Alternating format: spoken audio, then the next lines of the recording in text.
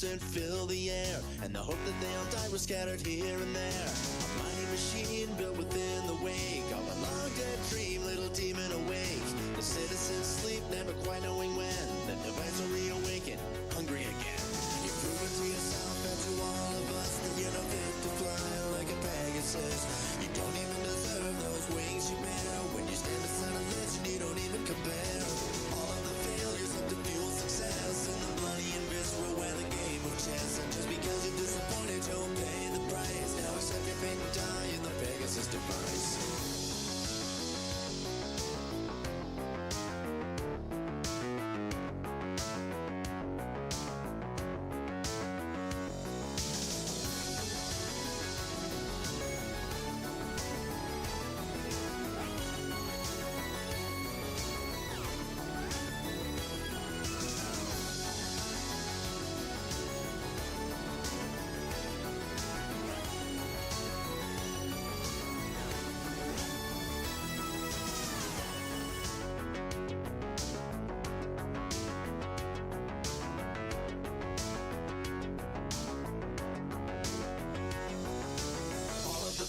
Of the fuel success, and the bloody and visceral where the game of chess. And just because you're disappointed, you'll pay the price. Now accept your fate and die in the Pegasus device.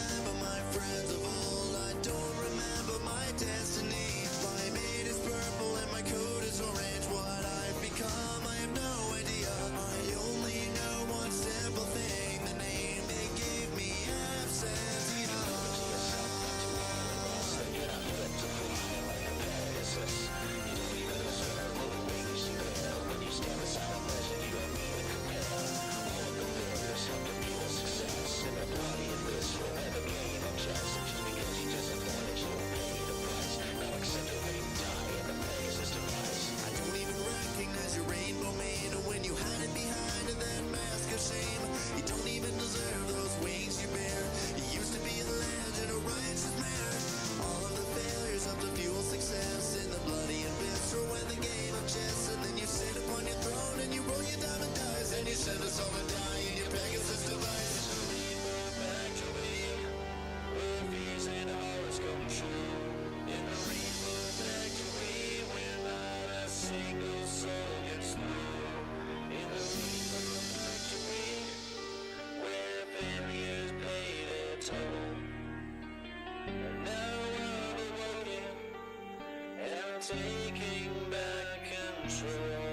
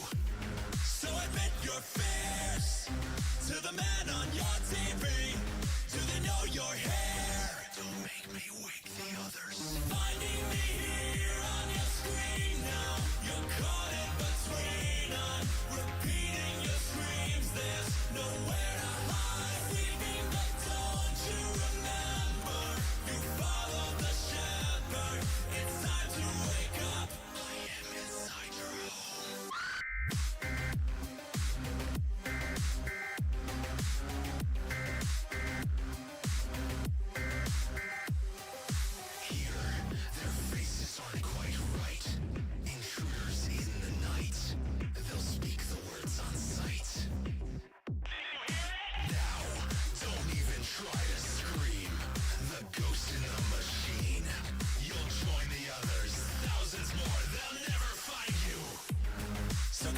your fears to the face you've always seen? Do they know your hair? Don't make me wake the alarm. Finding me here on your screen now. You're caught in between. I'm repeating your screams. There's nowhere to hide. Sleeping, but don't you remember? You followed the shepherd. It's time to wake up. I am inside your home. The door has been opened. The static is calling. Been waiting for you here forever and always. So admit your fears.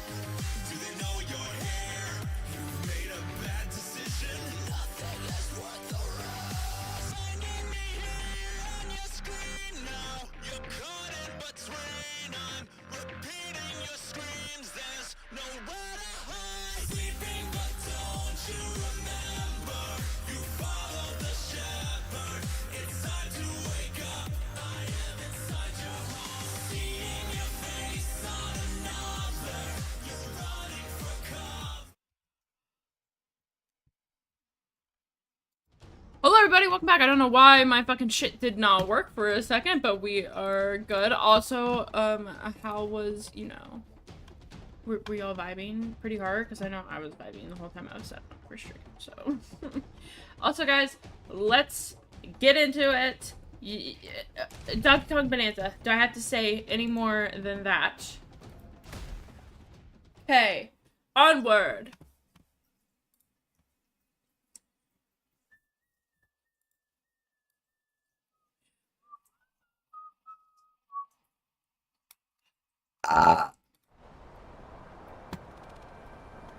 Who did that?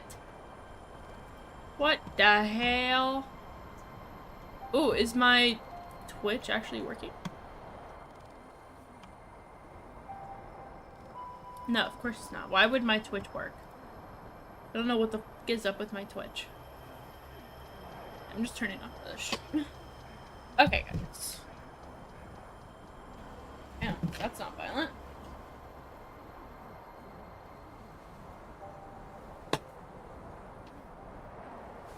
Okay. Can I can! They're little ice cream cone or little ice cream thingies.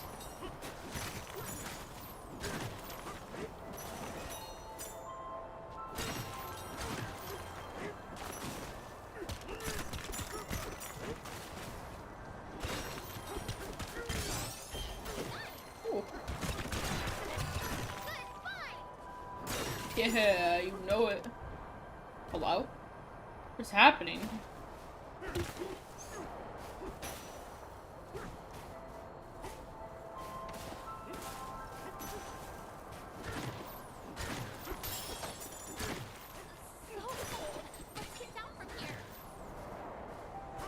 At least we're not losing health.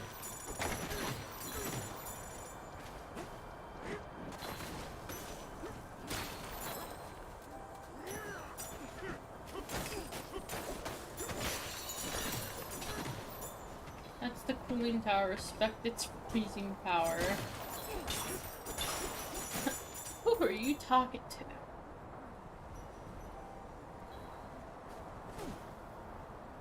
Oh. That thing? What? We really are underground this time. We're like in a factory, low-key. At least that's what it looks like. Saga Exploration Tome, verse 5. Every surface here is covered in white. The frigid wind in this layer chills us to the core. Some of the frozen cotton is falling from the sky. I'm gonna call it snow. Wow.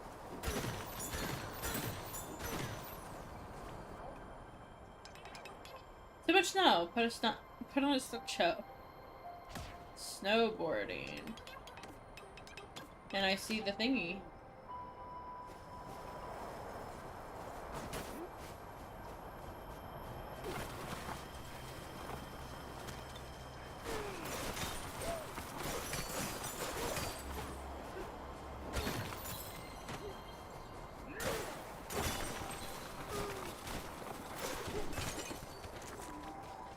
A zebra, finally!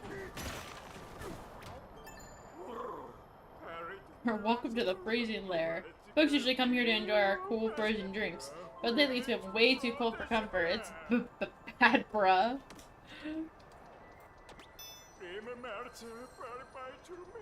Can you cross the crumbly bridge and see what's up?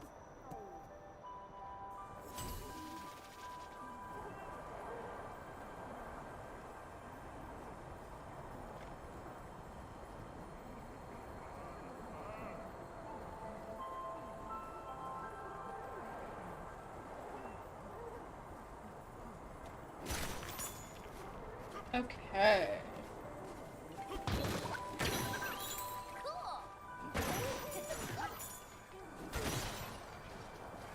Right, we're all on Cocoa Bananas. Bert said, yeah, we're good, and then I fucking came through and destroyed it all. Hi, Pinky! How worky? We just sat there. You want the rest?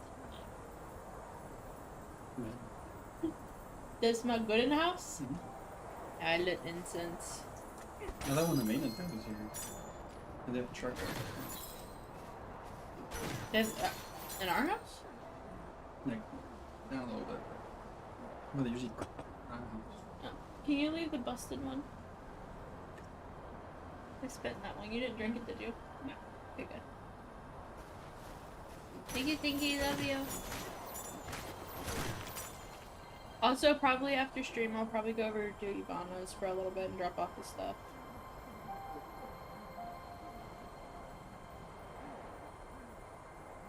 We're gonna shower and then. You're gonna shower now? What? I thought we were gonna do it later. Oh, okay. I don't care. Love you. I win. I win, Stinky. Nope, I win. Okay, so I just talked to these guys.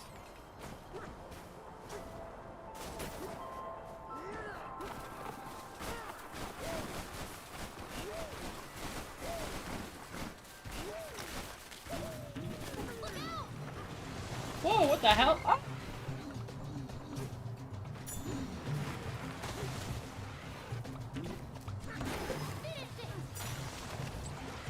What is a little roly-poly bug?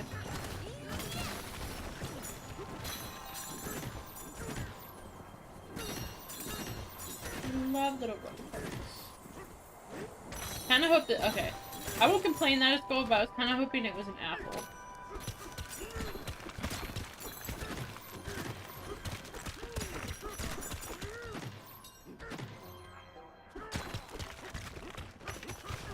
Wrong button.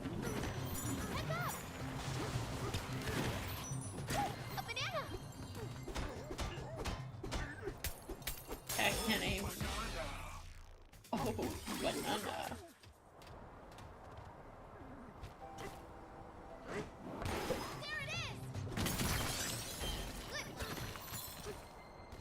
Thanks, Pauline. Banana.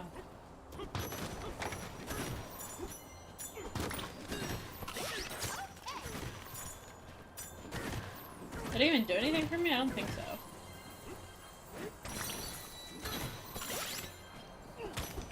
Wait, can I not bust through here? No, I didn't think so.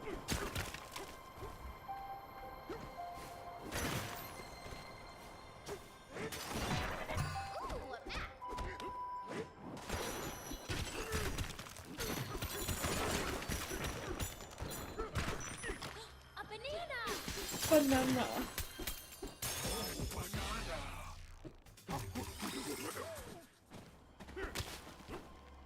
Actually went the right way for once. Oh!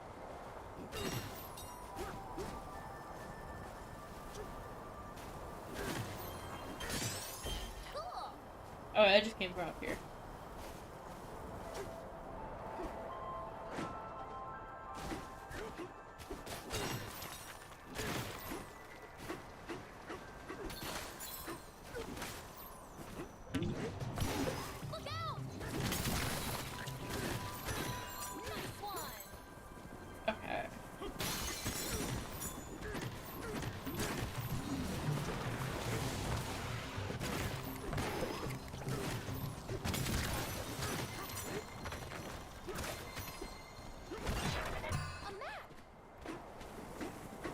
Okay. Easy breezy. Yikes, bro, this cold snap stinks. Worried about the cooling tower. Could be getting overworked.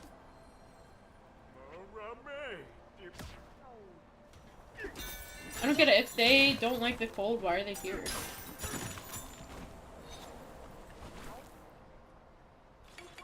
Try to cross that bridge, but it crumbles underneath of us. Look, him zebras are able to cross it. No fair, no fair. Oh, probably because they're fast, right? Oop.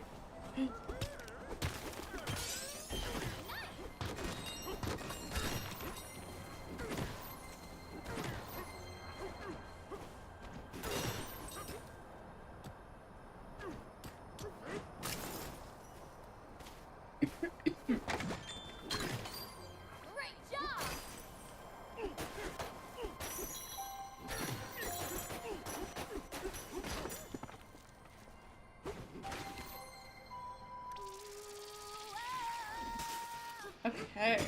Let's go. Do this challenge, see what it's about.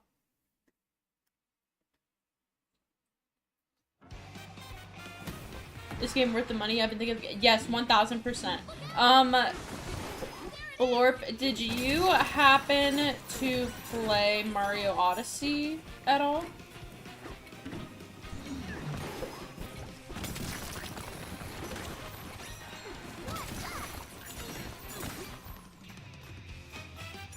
Why, yes, it was great. Then you'll love this. It's by the exact same team that made Mario Odyssey. I was a little hesitant before I got it, too. Because I was like, I've never really been a super big Donkey Kong fan. Not that I hate Donkey Kong. I just never really played the games. But actually playing this does low-key make me want to get into the other games. I will be honest. I would say it's very well worth it.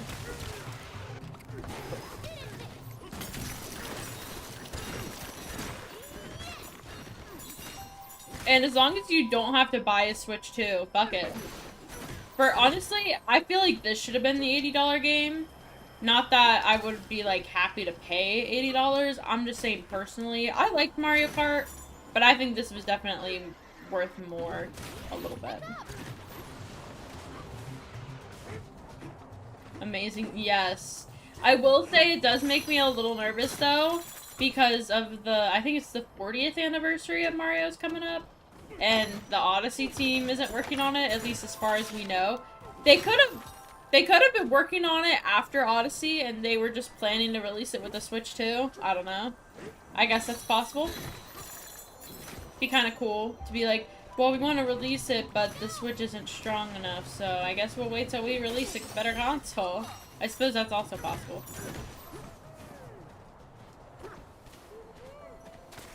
Oh.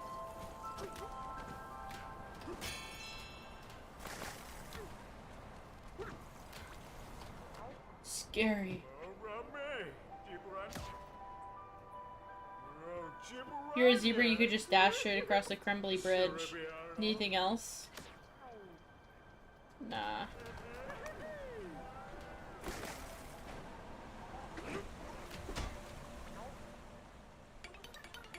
Hello from Construction Development. We make or break whatever it takes. Make a barrel cannon? Sure. I think they've been working on something, especially considering the graphics update that Odyssey got for the Switch 2. Yes, I actually, before I got Donkey Kong, while I was waiting for it to come out, I ended up like, going through the Mario Odyssey game again. So gorgeous.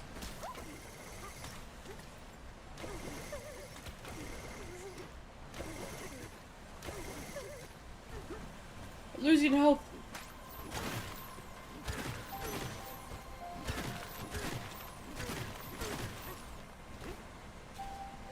Can head up from here. Nice. Oh, and it's warm. Wait, this is actually weird. Why is there just lava?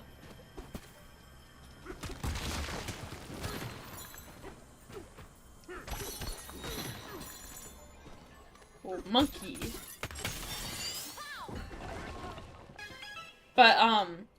Odyssey looks fucking great on this game.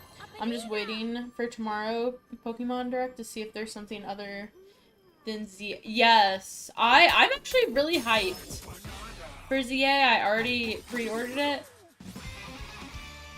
I need to save up, otherwise I'll buy Bananza. Yes, if you like Mario Odyssey, I would say this is definitely like a good filler until Pokemon ZA gets here, because it'll be a couple months.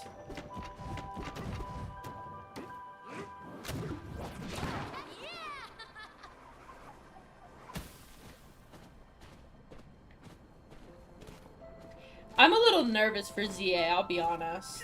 Like, I love Pokemon, but they've been kind of slacking. I don't know if you watch, oh, cleared the way, thanks. I don't know if you watch, beat-em-ups and stuff, but he was talking about, Pokemon Scarlet and Violet, and he literally talked on things that I've been thinking, like, in my head. Like, personally, look-wise and stuff, Pokemon Sword and Shield, I think, beat Scarlet. Like, Scarlet kind of is caca. So I hope ZA actually looks good. But just from, like, the trailers and stuff, I don't know. I don't know. Oh.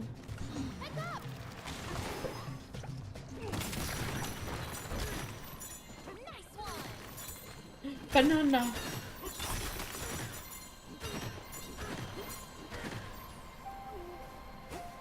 Ooh, banana.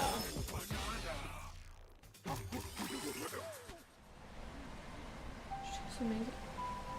Sword and Shield has amazing graphics, especially the shading on the Pokemon wall. Yes, and can we talk about, like, the movesets and shit? Like, don't get me wrong, it's okay in Scarlet and Violet, but, like, when they brought all of the Pokemon that's in Scarlet and Violet currently into their, not all of them, but, like, the ones that were over there, the, like, super strong movesets were kind of sad. The movesets animations are pretty, yes, they're amazing in Sword and Shield, and then they just got rid of it. They're just like, Ember, and it's just like them going in Scarlet and Violet, and I'm like, I feel like people kind of slept on Sword and Shield, but I actually enjoy Sword and... Granted, I could be a little biased. It was my very first Pokemon game, so it's possible I'm a little biased. I do too. I will say I'm a little excited for the new, like, battle mechanics. Like, you can move around now and actually try to dodge moves. That's so fucking cool.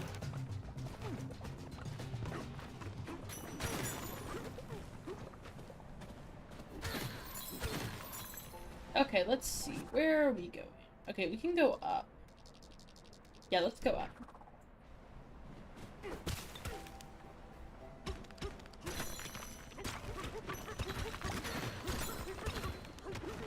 So true. I hope it isn't janky.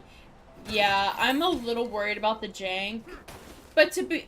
okay, so to be honest, obviously I have a Switch too. I will say I'm not as nervous as I was for... the people that have the original Switch, because I think the original Switch might be a little janky, but, like, if you look at, ZA, like, really look at it, I'm not 100% sure how, like, nice it will look, because, I mean, if you look, okay, it's all based in the city. And the buildings and shit are all flat. Like, they're just JPEGs on a box.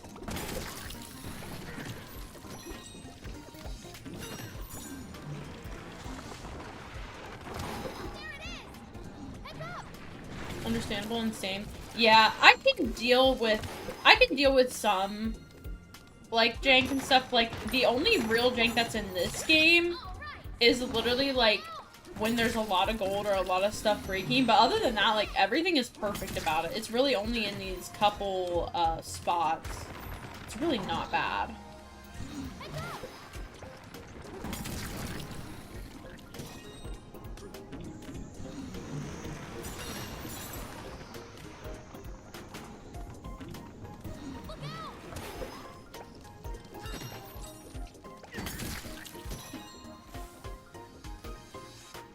Who did that?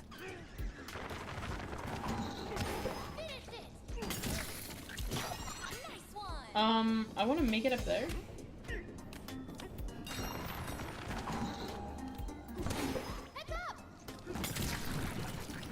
Okay, maybe go this way.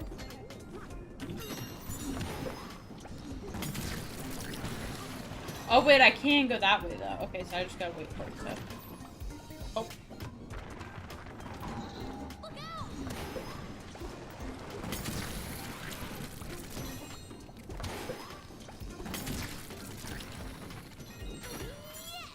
So...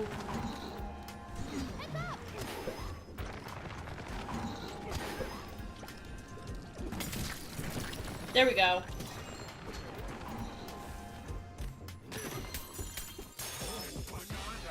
I'm a little worried about in the trailer, the wild zones look great. Yes, I agree. Like, and also, just, like, this isn't even, like, necessarily, like, a bad complaint, because, like, it is what it is, but I wish, like, they kind of stayed with the Legends art style. Like, Legends Arceus was fucking gorgeous. Hello? And they just got rid of it. Like, I think a lot of people enjoyed... It's like they literally are just doing a cash grab. Like, they're like, oh, well, I guess it's time we just do a new Pokemon game. So we'll just bring back this, but we'll do it in the laziest way possible, is kind of the vibes I'm getting. Now, granted, it could just be... No, they could change it easily. They could easily change it. Like, leading us on. But I'm kind of sad they didn't keep the art style at least. I actually enjoyed Arceus art style.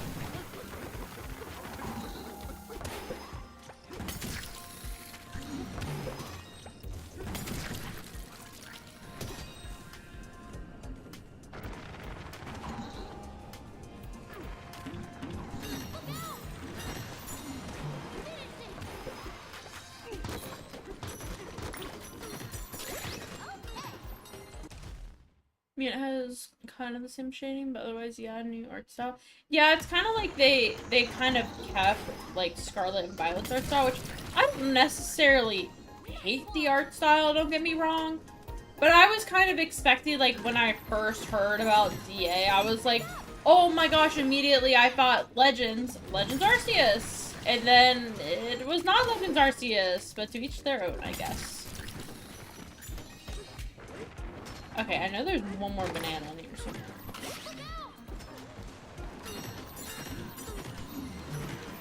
Okay, so I gotta get in there from over here. Somehow. I think I know how. I gotta get in there and I assume it's gonna be through this way.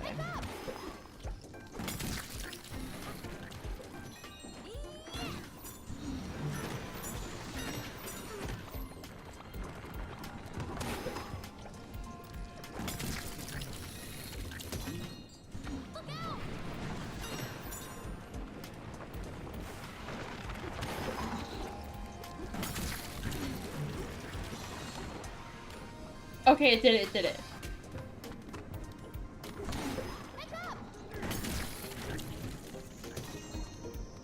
Okay, now I just low-key gotta go back up this way.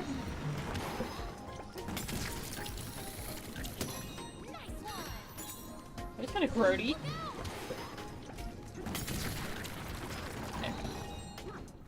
Yeah. I might replay Legends. What? What are you doing? What are you, Sticky? I might play Legends Arceus before ZA gets out, or like try to at least.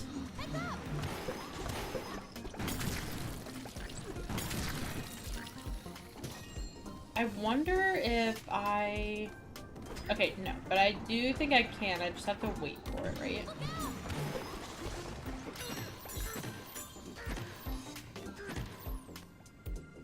Okay, yes, I definitely can get in here. There bro goes! Guess I gotta wait for the lava spots that are broken. Oh, it's not one. Okay, here's one.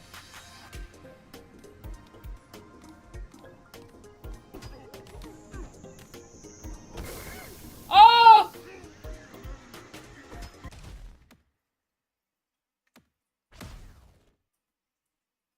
Oops.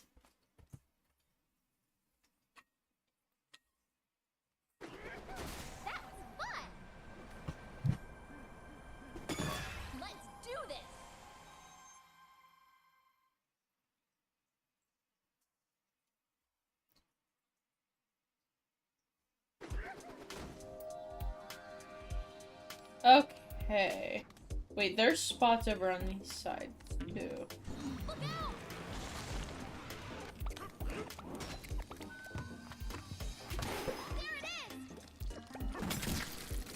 Get shit on.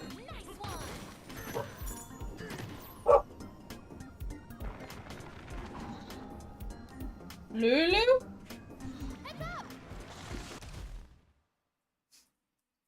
This is about to be really good or really bad.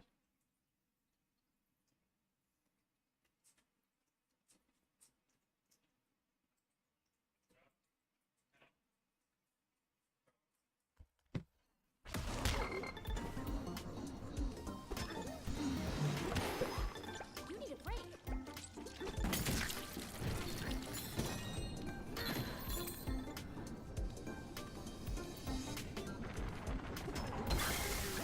Fuck. You're okay. Not. Look out. Finish it.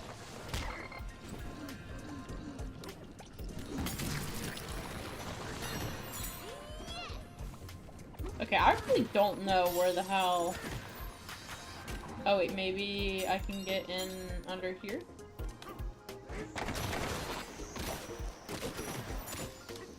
My silly.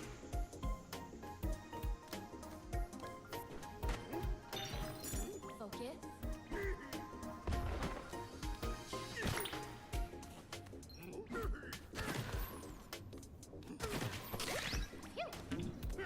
Heads up.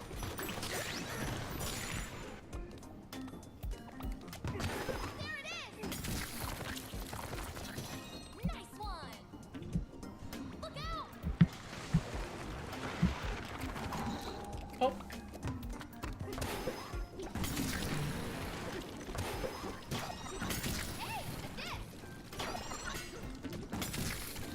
This.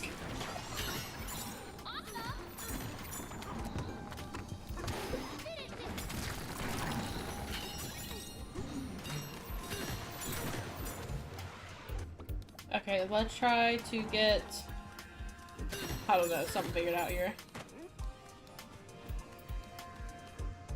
Aim. I still don't really see... Look out. There it is. Yes.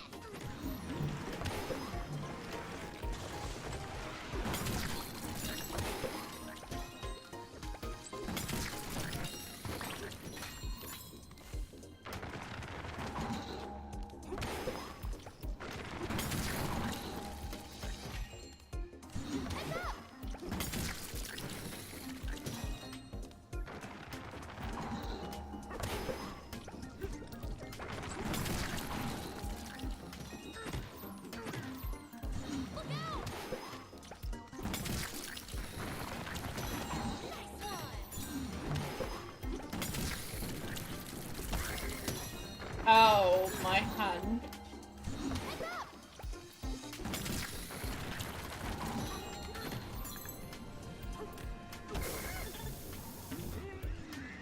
You know, it's fine, we have a balloon.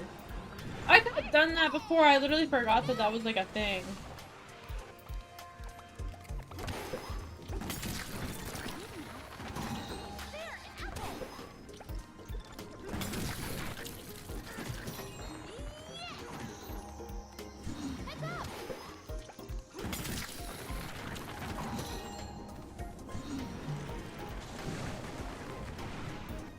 That was low-key scary as hell. Oh my god. Hey, we got apple at least.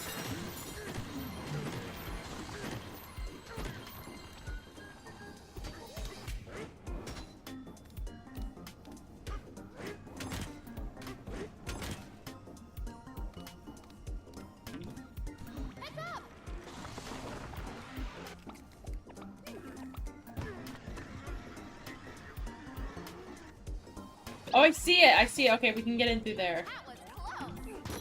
Look out! Finish it! Nice one!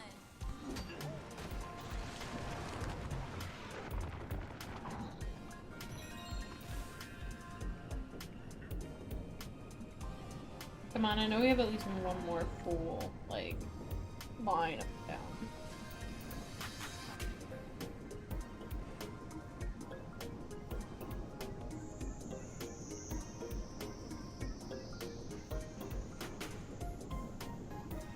I don't know. We're saved!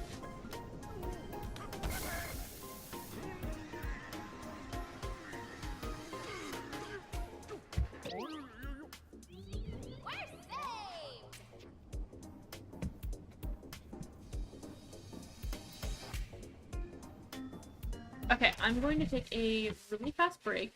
I have someone coming over. I have to talk to them really quick, so I will be right back.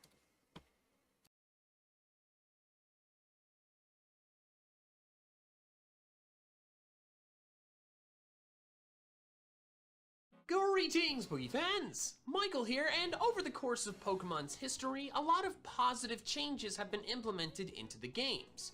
Some that stand out to me are the physical special split in Gen 4, TMs no longer breaking in Gen 5, and the removal of HMs in Gen 7.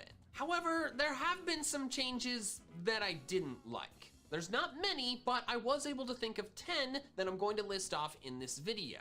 Some of these are pretty universally disliked changes, but some are more specific to me. So don't forget to subscribe to my channel, and let's start with number 1, Surf's change in targeting.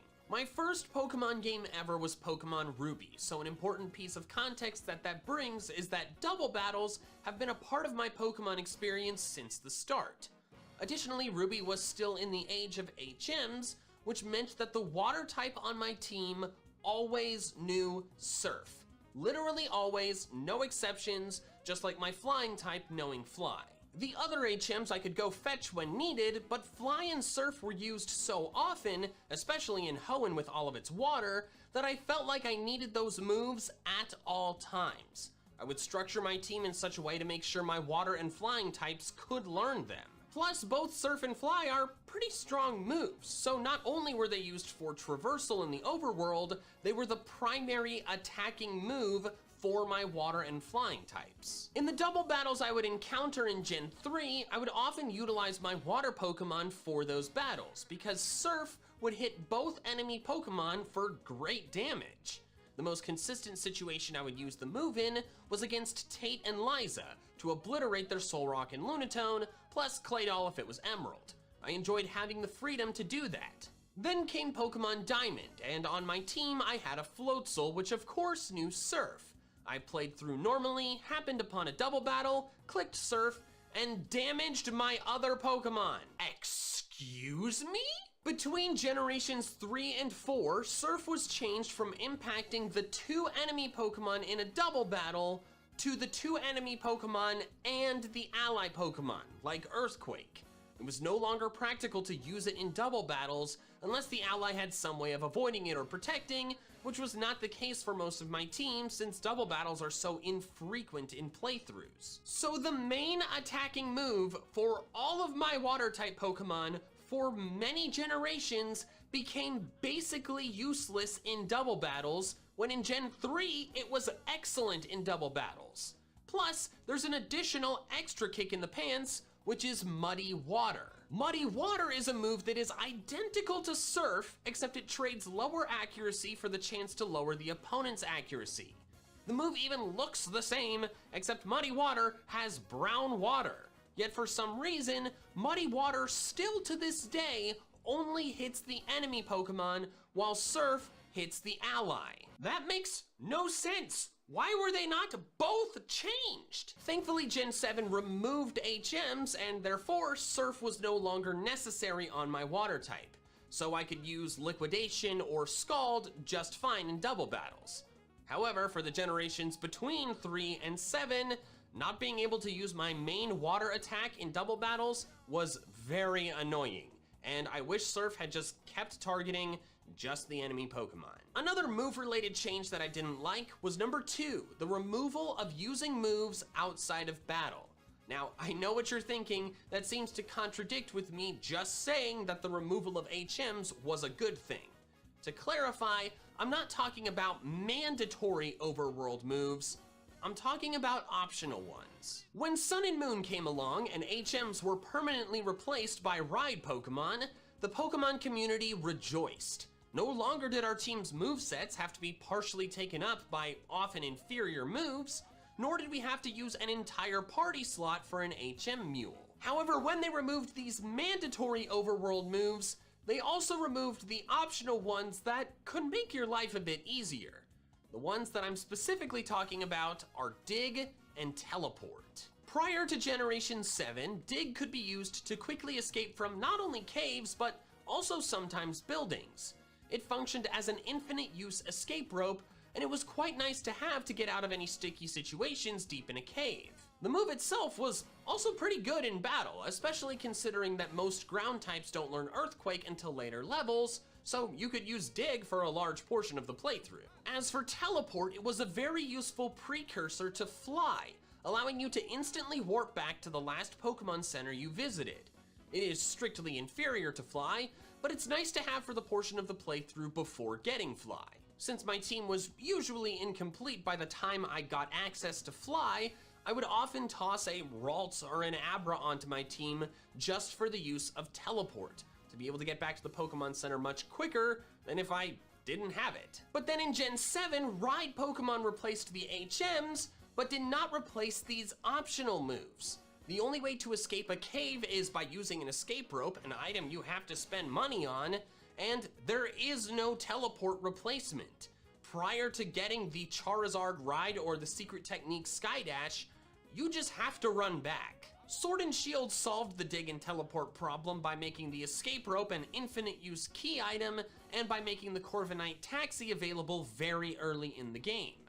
However, during Gen 7, there were quite a few times where I was really missing the option to use Dig or Teleport. Another negative change that came up in Generation 7 was number 3, bad shiny sparkles. In Generations 2 through 6, the sparkles that occur when a shiny Pokemon enters battle are tasteful. They vary in exactly how they appear, but they are generally the same. Several tiny sparkles fluttering around the Pokemon, bringing attention to its different appearance without stealing the show entirely. They accent the shiny Pokemon very nicely. But then in Gen 7, both the Alola and the Let's Go games, the shiny sparkles were changed to the ugliest ones out there. The sparkles are basically one giant star that completely covers up the shiny. Something personally relevant to myself and other Pokemon YouTubers is that it ruins the screenshot potential for these shinies. In older gens, you could get a screenshot with the sparkles around, it looks really nice, but this, it's like mid-sparkle, the star covers up the whole shiny. I know this isn't a huge deal, it's just an aesthetic thing that shows up for like a second at a time, but hey, I said these were changes that I did not like, not changes that everyone would care about. Thankfully, Sword and Shield remedied the bad sparkle issue, so we're back to nice looking sparkles for Generation 8. However, in Gen 7, the generation I did the most shiny hunting in, the sparkles suck. The next entry also has to do with shiny Pokemon, that being number 4, not having a fun new shiny hunting method. For the last several generations, each new generation has implemented some kind of fun new shiny hunting method to substantially increase the odds of finding a shiny, alongside the Masuda method. Some examples are the Poke Radar in Gen 4, chain fishing in Gen 6, SOS battles in Gen 7, and catch comboing in Let's Go. Sword and Shield technically continued this trend, with the method being the number battled method. It's a pretty straightforward process. All you have to do is defeat or catch a lot of the same species of Pokemon, thus increasing its number battled value in the Pokedex. Doing so increases both your chances of finding a yellow or a brilliant Pokemon, but also your chances of finding that species as shiny. First off, the increased odds are just not good enough. They are not worth your time. To get odds that matched the Masuda method, you have to KO or catch 500 of just one species of Pokemon to get better odds for just that one species. The Masuda method, you have those excellent odds right off the bat with any Pokemon you want. That is lame as hell, since most shiny hunting methods have better odds than the Masuda method, they just work on fewer Pokemon.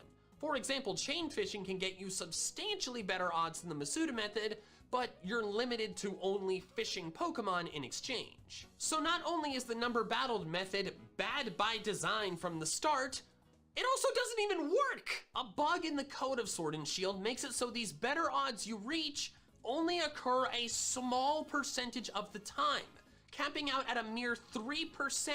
That means that, assuming you have the shiny charm, battling 500 of one species of Pokemon increases your odds for that one species from the base shiny charm odds of 1 in 1,365 to about 1 in 1,300, assuming I did my math right. That is a minuscule improvement that is still nowhere near as good as the Masuda method, so using the number battled to shiny hunt is literally a waste of your time. And as some more salt in the wound, this bug has been around since the games came out in November. I am filming this video in May of 2020. It's been 6 months since release, and they haven't patched this. Man, Game Freak is really sometimes unacceptably slow with patching their games.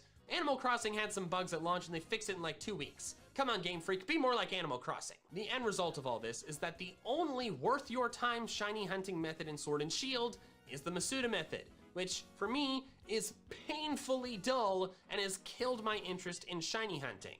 This dramatic change from the catch combo method in Let's Go, which was the game that I had the most fun shiny hunting in ever, to a method that may as well not exist, is a dramatic change that I am very not happy about. Now, while I loved the shiny hunting in Let's Go, there was a change that those games brought that I was not happy about. That being number 5, the Let's Go stat system change. In most main series games, Pokemon can gain extra points to certain stats by gaining effort values or EVs. There's a limit to how many you can give a Pokemon, that limit being 510, but functionally 508 since EVs have to be done in multiples of 4 to do anything.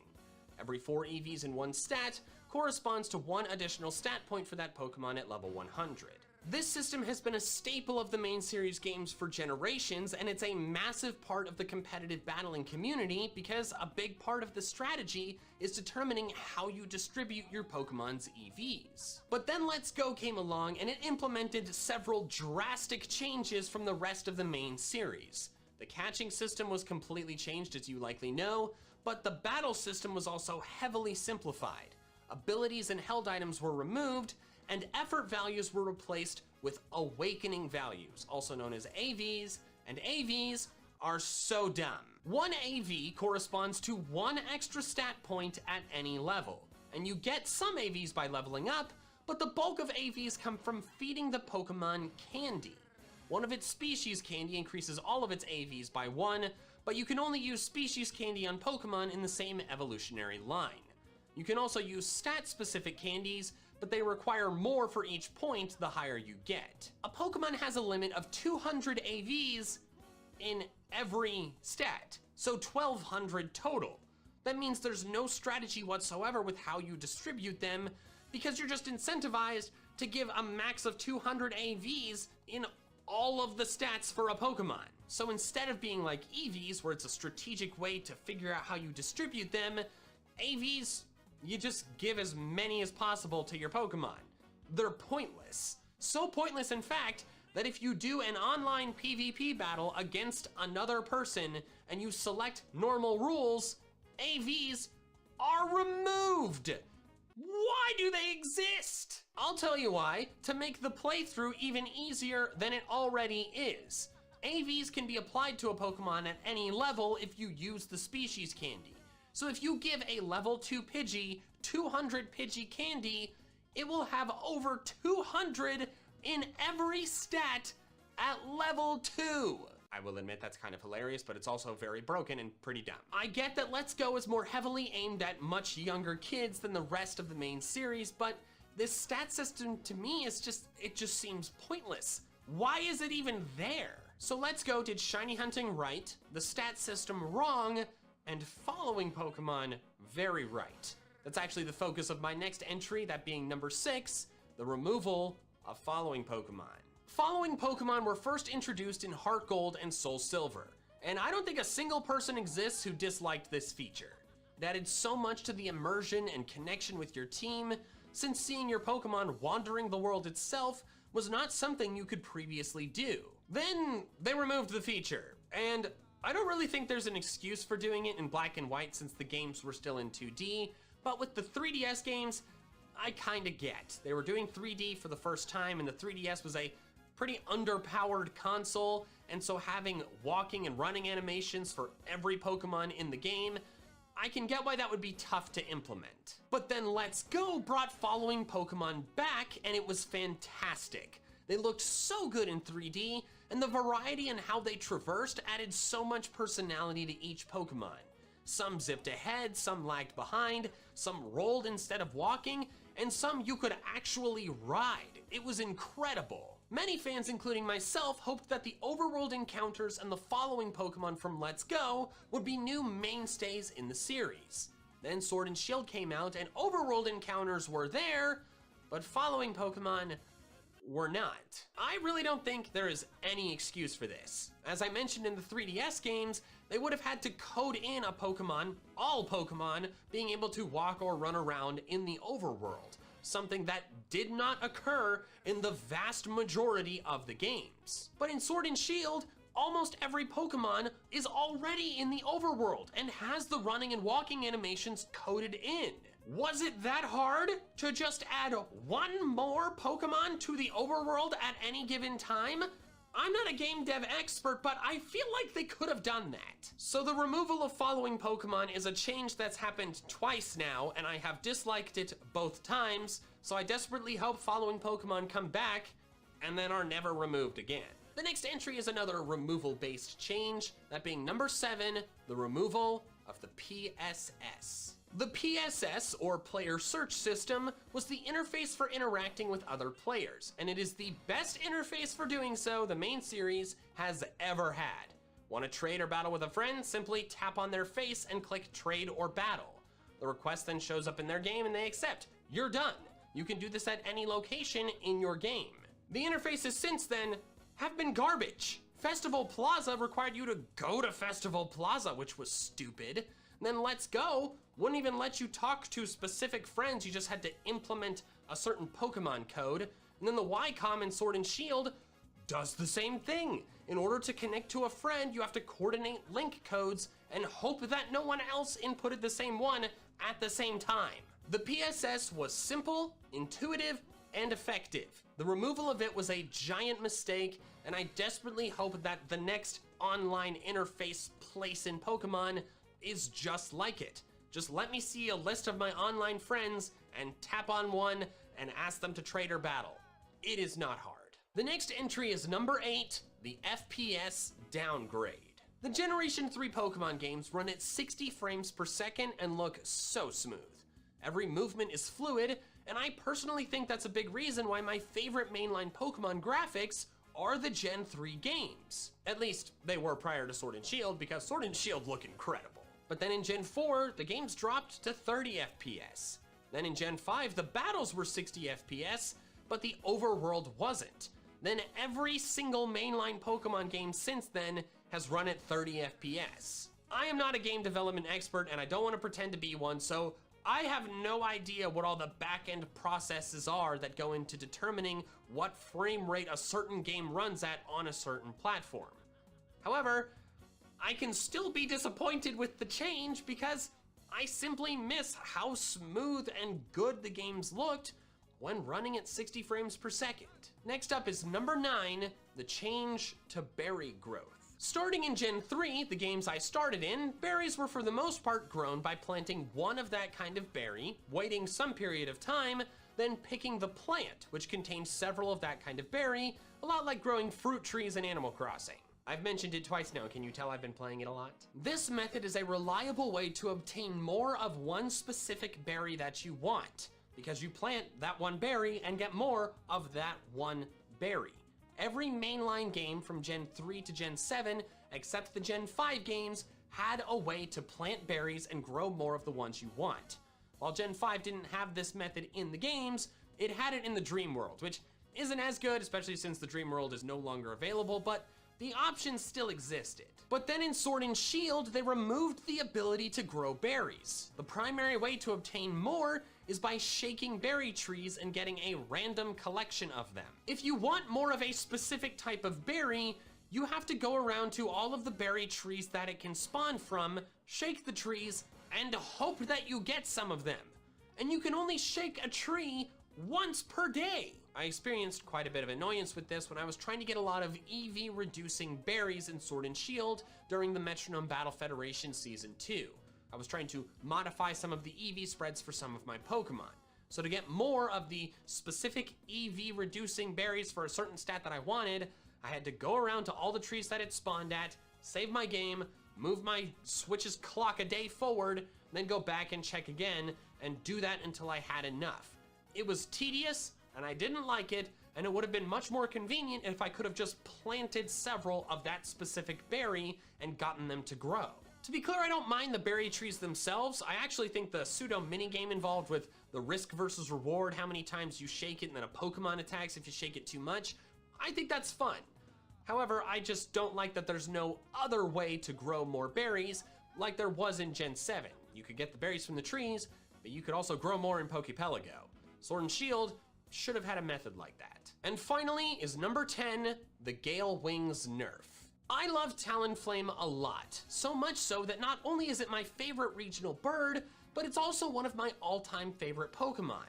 A big reason why that is the case is because I had a ton of fun using it in Gen 6.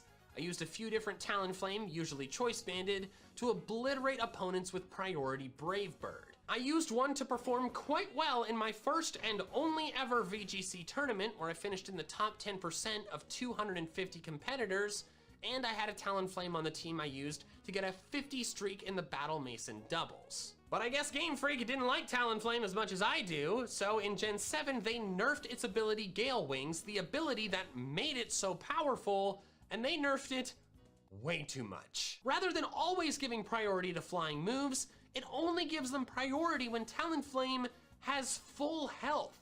This is an extremely severe nerf, so much so that it took Talonflame from one of the most powerful Pokemon in competitive to being in the lower tiers. If they wanted to nerf Gale Wings, fine. It was admittedly pretty OP, but making it so that it just doesn't work if Talonflame takes even one hit point of damage is too much. They should have made it so it only works if it has above half health or something like that. I really hate this severe Gale Wings nerf because it really hurt one of my all-time favorite Pokemon. Thank you so much for watching, and an extra special thanks to my patrons over on Patreon, who are helping support my channel independent of pretty bad YouTube ad rates right now. If you want to help support my channel in the same way, the link is in the description below, and if you want to check out some more of my fun Pokemon content, I recommend these videos here. Alright, that's all I have for now, so till next time, Poke fans. Gotta catch them all!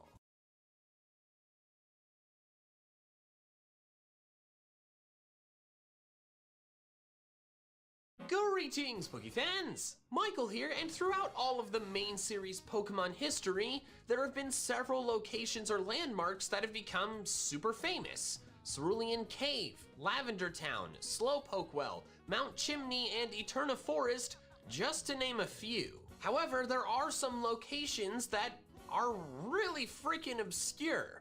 Maybe it's because they are an optional location with nothing of interest, or they only appear in one main series game, or they're an event-only location that you literally cannot get to unless you activate the event. So in today's video, I'm going to be going over several Pokemon locations that I personally forgot about, which means you probably did too, or maybe you haven't even heard of them at all. I'm only going to be going over locations in the main series games, because if I talked about spin-off games or anime locations, we'd be here for a year. Also, real quick before I get started, I want to say thank you because I recently surpassed 1 million subscribers. Thank you all for supporting this channel and letting me continue to live the dream that I do. Also, if you have any suggestions for like a 1 million subscribers special video I could do, tell me in the comments because I have nothing. But now let's get started with the locations. I will progress through them in generational order, starting with Generation 3. I'm skipping Gens 1 and 2 because they're too famous. They're too established, and Kanto and Johto have been featured throughout so many games throughout all of Pokemon's history that I didn't forget about a single Kanto or Johto location. So, in my opinion, they're too memorable to be featured here. But while Kanto doesn't have any locations that people forget about, there's an area near Kanto that definitely does because it isn't as well known.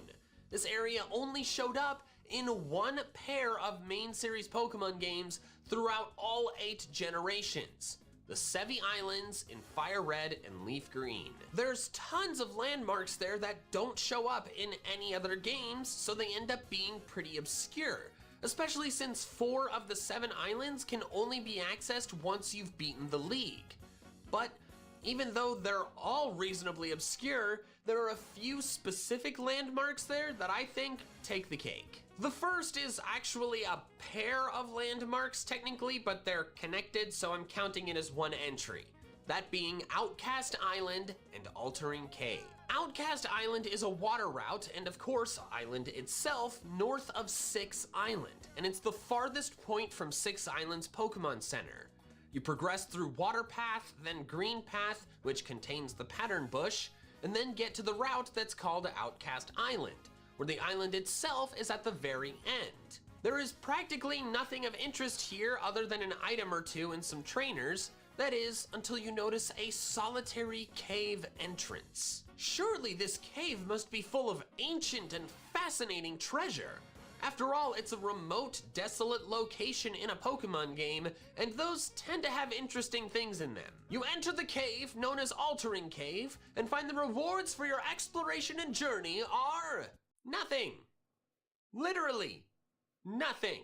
The cave is one room, has no items, and the only wild Pokemon in there are Zubat, ranging from levels 6 to 16, which is weirdly low since this area can only be accessed after you've beaten the Pokemon League. So, what's the deal? Why is there this extremely remote cave with nothing but weak Zubat in it?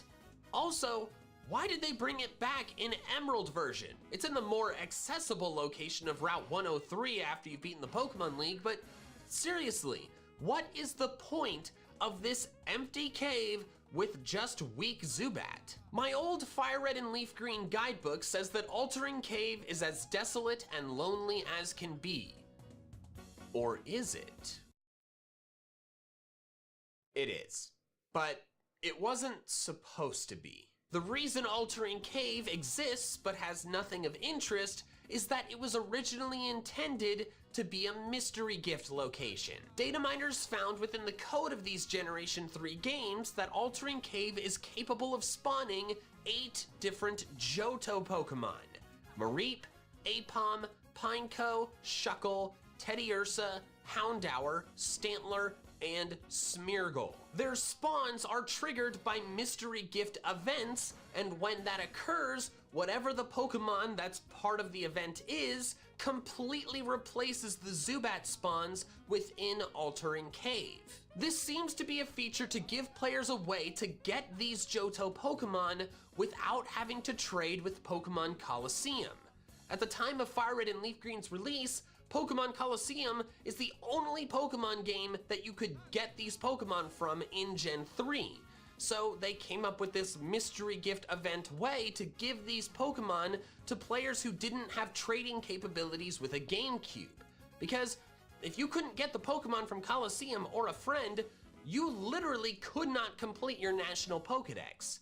This was intended to be a fix for that. However, no events for Altering Cave were ever released anywhere. Unless you hack your game, Altering Cave will never spawn anything other than Zubat, and never has. My theory for the reason behind them creating this location but then not doing any events for it is that they made Emerald.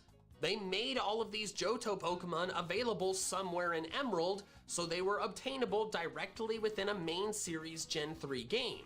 So Altering Cave just wasn't necessary anymore. The only flaw with this theory is that they included it in Emerald still, despite the fact that all of the Pokemon that could show up there can show up directly in Emerald. So that's a little weird. I guess it's just another one of those situations of Game Freak coding in something and then deciding later, actually, never mind. But because Altering Cave was never utilized, it became a remote location with no significance in a completely skippable place, both in Fire Red, Leaf Green, and Emerald, because why would you go back to Route 103 after becoming the champion? Therefore, many Pokemon fans out there have probably never even heard of or totally forgotten about Outcast Island and Altering Cave. The next location is another Sevi Islands location that is definitely not quite as obscure because it's a mandatory part of the post-game quest, but I still wanted to discuss it because I had forgotten about it, and also because I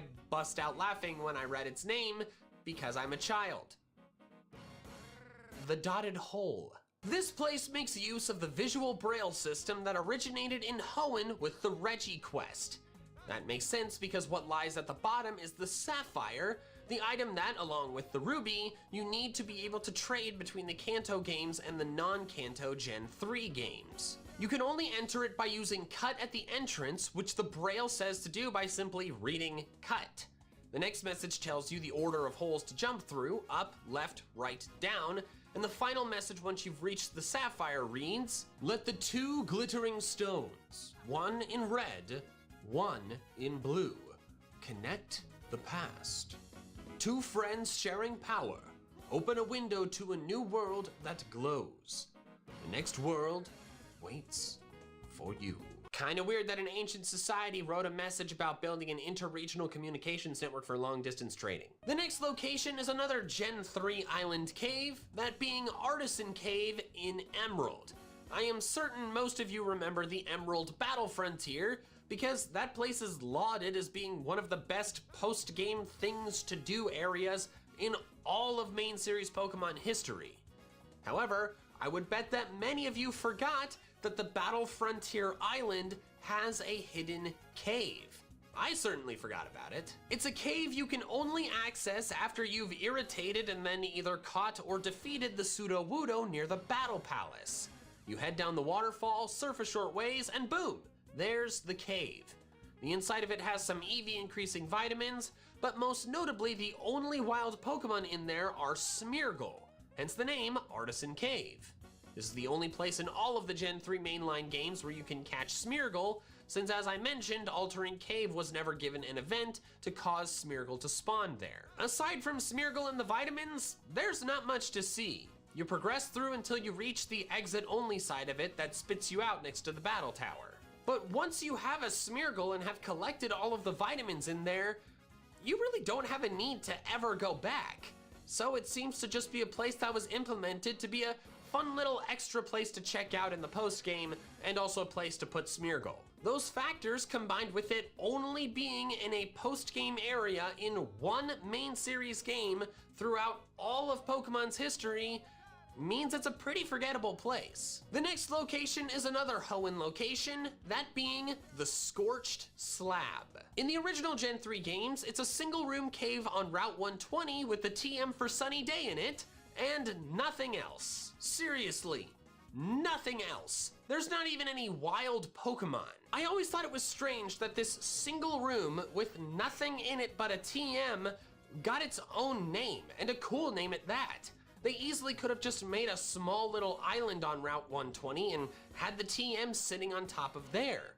But because this name is used for a single TM, and you get in, get out, and never come back, it means it's an extremely forgettable location. Omega Ruby and Alpha Sapphire clearly realized this was silly and expanded the Scorched Slab substantially, giving it multiple floors, wild Pokemon, many more items, and a post-game legendary to catch, that being Heatran. So if you poked around in it in ORAS, it's probably more memorable to you.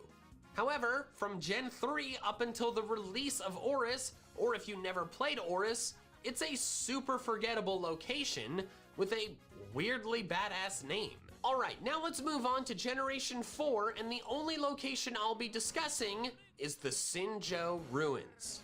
And yes, as you probably realized, its name is a combination of Sinnoh and Johto. The location is only found within Heart Gold and Soul Silver, and it's actually not within Johto or Kanto. If you look at your map while in the Sinjoh Ruins, it indicates that you're just somewhere north of Johto. The reason it's such a forgettable place, and that many of you have probably never heard of it, is that it's an event-exclusive location for events that were extremely difficult to find. You needed an Arceus from the Hall of Origin, which was never possible because they never released the Azure Flute, or you needed an Arceus from an event distribution. Do you know how many legitimate Arceus distributions there were back in Generation 4? 9! 9 throughout the whole world, and they were all in different places. If you were from the United States like me, you had 1 week in November of 2009 to get a legitimate Arceus in a Gen 4 game. That is it. If you didn't get an Arceus from the extremely limited event in your region, and you didn't have any friends that did get one, it is literally impossible to access the Sinjoh Ruins without hacking your game. However, many people have, of course, hacked their games, so we know what happens in the Sinjoh Ruins event. And what does happen is, well, to summarize, some crazy shit. If you take your Arceus to the ruins of Alph, a researcher there is excited and takes you into the ruins to examine the unknown markings. Then, you're suddenly teleported to the Sinjoh Ruins, where you meet up with Cynthia. She takes you inside where you must choose between one of the 3 symbols on the ground, referring to Dialga, Palkia, and Giratina. Once you've made your choice, some unknowns show up, and then the most insane cutscene in Pokemon history plays.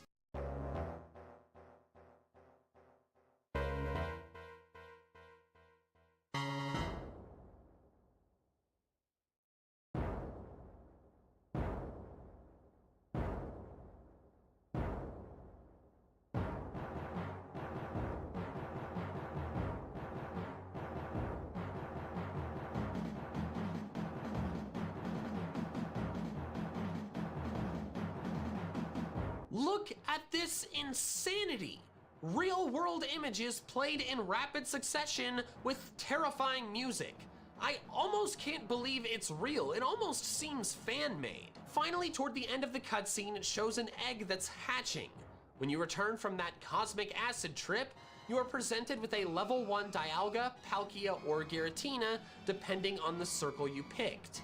It is holding its signature orb, and fun fact, this is the only way to get a legitimate Greasus orb in Heart Gold and Soul Silver, because the item can't be traded. So yeah, it's wild, and I'm kind of disappointed I never got the chance to participate in it myself.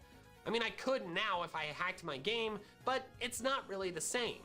But since I, along with the vast majority of Pokemon players throughout the world, never got a chance to participate in this event, they have never been to the Sinjoh Ruins, and probably don't even know it exists. Until now, because I explained it to you. Now on to Generation 5, where the first location is another cave, that being Challenger's Cave in black and white. It is found on Route 9, and it's just a cave. You don't get access to it until after beating the League, because before then a black belt is blocking your way. Once inside, you'll find some items, including the TM for Stone Edge, some trainers, and some non-Gen 5 Pokemon, like Lickitung, Sableye, Mawile, and Riolu. And that's the extent of the content in there. No legendary, not even for an event, and there's no big plot battles. Really, your only reason to go in there is for the TM for Stone Edge some experience and money, and the Pokemon in there if you want to complete your national Pokedex. But if you don't care about those things, there's no reason to go in there at all. Plus, it's wholly possible to just forget it's there, because you have to go back to Route 9 after beating the League to get into it, and there's no real plot reason to return to Route 9. And the cherry on top of this cave's forgettable Sunday is that it's not in Black 2 and White 2. The cave entrance has collapsed, I guess because Game Freak was like, this cave was pointless, let's just get rid of it. So it's only in Black and White and no other Pokemon games anywhere else. That combined with the fact that, like I said, there's nothing really interesting in it, means that a lot of people are gonna forget about it. I certainly did. And the final location is another Gen 5 location, actually being an entire town that I am talking about today because I didn't know about its existence until a couple years after playing Gen 5 for the first time. That being Anvil Town. Anvil Town is way out in the boonies of the Unova region, so far that it can only be accessed by taking a train from the station in Nimbasa City. That makes it sound like Kyloud City in Kalos, but you can fly to Kyloud after getting there the first time. Anvil doesn't have a Pokemon Center, so it literally is only accessible via the train each and every time. Its main feature is the huge rail yard, which features a turntable that has a different train car on it every day, which is something that I didn't even actually know until writing this video because I had never been there on consecutive days. On Saturdays and Sundays, you can trade some items, and there's a guy that will give you item rewards based on how well you do in the battle subway. Black 2 and White 2 feature a mini side quest about a lost Pansage, and your reward for helping is a bright powder. And that's it. No battling, no TMs, no wild, no gift Pokemon, no in-game trades, well, for Pokemon, and no plot occurrences. It's a quaint little remote town that is totally optional and totally missable. If you don't go into the subway station in Nimbasa City, like me, you will never have a way of getting there. Even when I eventually did go into the subway station to try out the battle subway a while after beating the game, I didn't notice the option for the Anvil Town line. I discovered Anvil Town by seeing it mentioned online and being like, what the hell is that? How have I missed an entire town? So if me, one of the biggest Pokemon nerds out there, missed an entire city for years, then I think there's a pretty good chance that a lot of you did the same. Thank you so much for watching, and an extra special thanks to my patrons over on Patreon who are helping support my channel independent of the fluctuating YouTube ad revenue.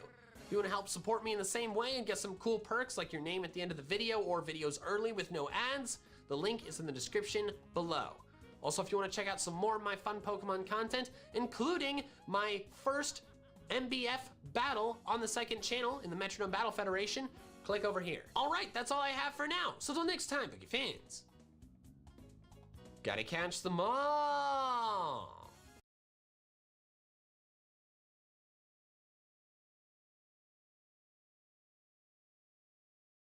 Greetings, Pokefans! Michael here, and the 7 Wonders of the Ancient World is a list of incredible man-made structures all within the area of the Mediterranean Sea, basically listed as ancient tourist destinations. However, the only one of the 7 that's still standing is the Great Pyramid of Giza. In recent history, though, more 7 Wonders of the World lists have been made, featuring both man-made and natural wonders, and in more areas than just the areas that ancient Greek tourists could get to. I thought it'd be fun to make a list of my own, and since I'm a Pokemon expert, I'm making 2 lists for the 7 Wonders of the Pokemon world. 1 list for man-made structures, and 1 list for natural phenomenon. So don't forget to subscribe to my channel, pretty please! And let's start with the 7 man-made wonders of the Pokemon world, listing them mostly in generational order. The first is Sutopolis City. And yes, this means that there's no wonders in Kanto or Johto. They're just not that crazy. It's a lot of roads and towns. Sutopolis City is a city off the eastern coast of the Hoenn region, built within a large crater. In the Gen 3 universe, this crater was formed by an ancient underwater volcano erupting. pushing itself out of the water and eventually filling with rainwater, thus making it a caldera. In the Gen 6 universe, the crater was formed by a meteorite impact. As time went along, the city of Pseutopolis was constructed along the cliffs of the interior of the caldera, aside from the gym and entrance to the Cave of Origin being at the bottom of the bowl. The buildings in Pseutopolis do not qualify it as a wonder of the world. After all, they're just buildings that are no more impressive than the buildings in all the other cities. What makes me qualify it as a wonder of the world is the fact that the city as a whole forces me to ask one big question. How the heck did they get any stuff in there? The only ways to get into and out of Pseutopolis City are over the top of it or under the water. Not on the water, under it. You have to dive deep enough to get through the little underwater cave entrance, then surface within the water-filled basin. This means that getting construction equipment and supplies into the caldera itself would have been incredibly difficult. Boats are useless. There's no room to land a plane. A submarine or a helicopter might work, but Pseutopolis was built a really long time ago, so those things didn't exist yet. The only way that makes sense to me to get stuff in there using real-world technology is using some kind of really impressive and complicated rope and pulley system along the outer cliffs to get to the top and then bringing the stuff down, which would have been insanely time-consuming and difficult. They also probably could have used some of the rock from the inside of the caldera itself, but like, not all of it. However, even that has limits, since one, the relationship between people and Pokemon in the past is inconsistent and uncertain, and a single Pokemon can only transport so much. The amount of times a teleporting Alakazam or flying Salamence or wall-scaling Sceptile would have to take to get just a bit of supplies into the caldera would be enormous. I'm not saying the construction of Pseutopolis is impossible, I'm saying that it would have been so difficult that it makes it a wonder. The next man-made wonder of the Pokemon world is actually not far from the previous one. The Sky Pillar. The Sky Pillar is on an island a bit to the east of Pacifilog Town, constructed atop a small island. It is famous for being the place where you battle and catch Rayquaza. Go Team Sky! The Gen 3 version of Sky Pillar is pretty impressive on its own. It's a super tall tower built on a small island in ancient times. The time that had to be put into it, not to mention the impressive ancient engineering knowledge, could qualify it as a wonder outright. However, what catapults it into being a for certain wonder of the world in my eyes is its Omega Ruby Alpha Sapphire version. Built by ancient Draconid people, the structure is now triangular, which I'm pretty sure is harder to construct. Maybe?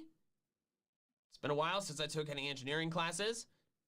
It's also possible people just don't make triangular buildings because there are less efficient use of space than square ones, but whatever. Also, while the Gen 3 version's height is unclear, the Oris version is tall enough to be above the clouds, which is insanely tall. There's also now an enormous mural spanning the entire height of the tower, depicting Primal Groudon and Kyogre's ancient clash, along with Rayquaza quelling them and Mega evolving for the first time. Not only is the art itself impressive, but it's one continuous painting spanning the entire height of a massive skyscraper.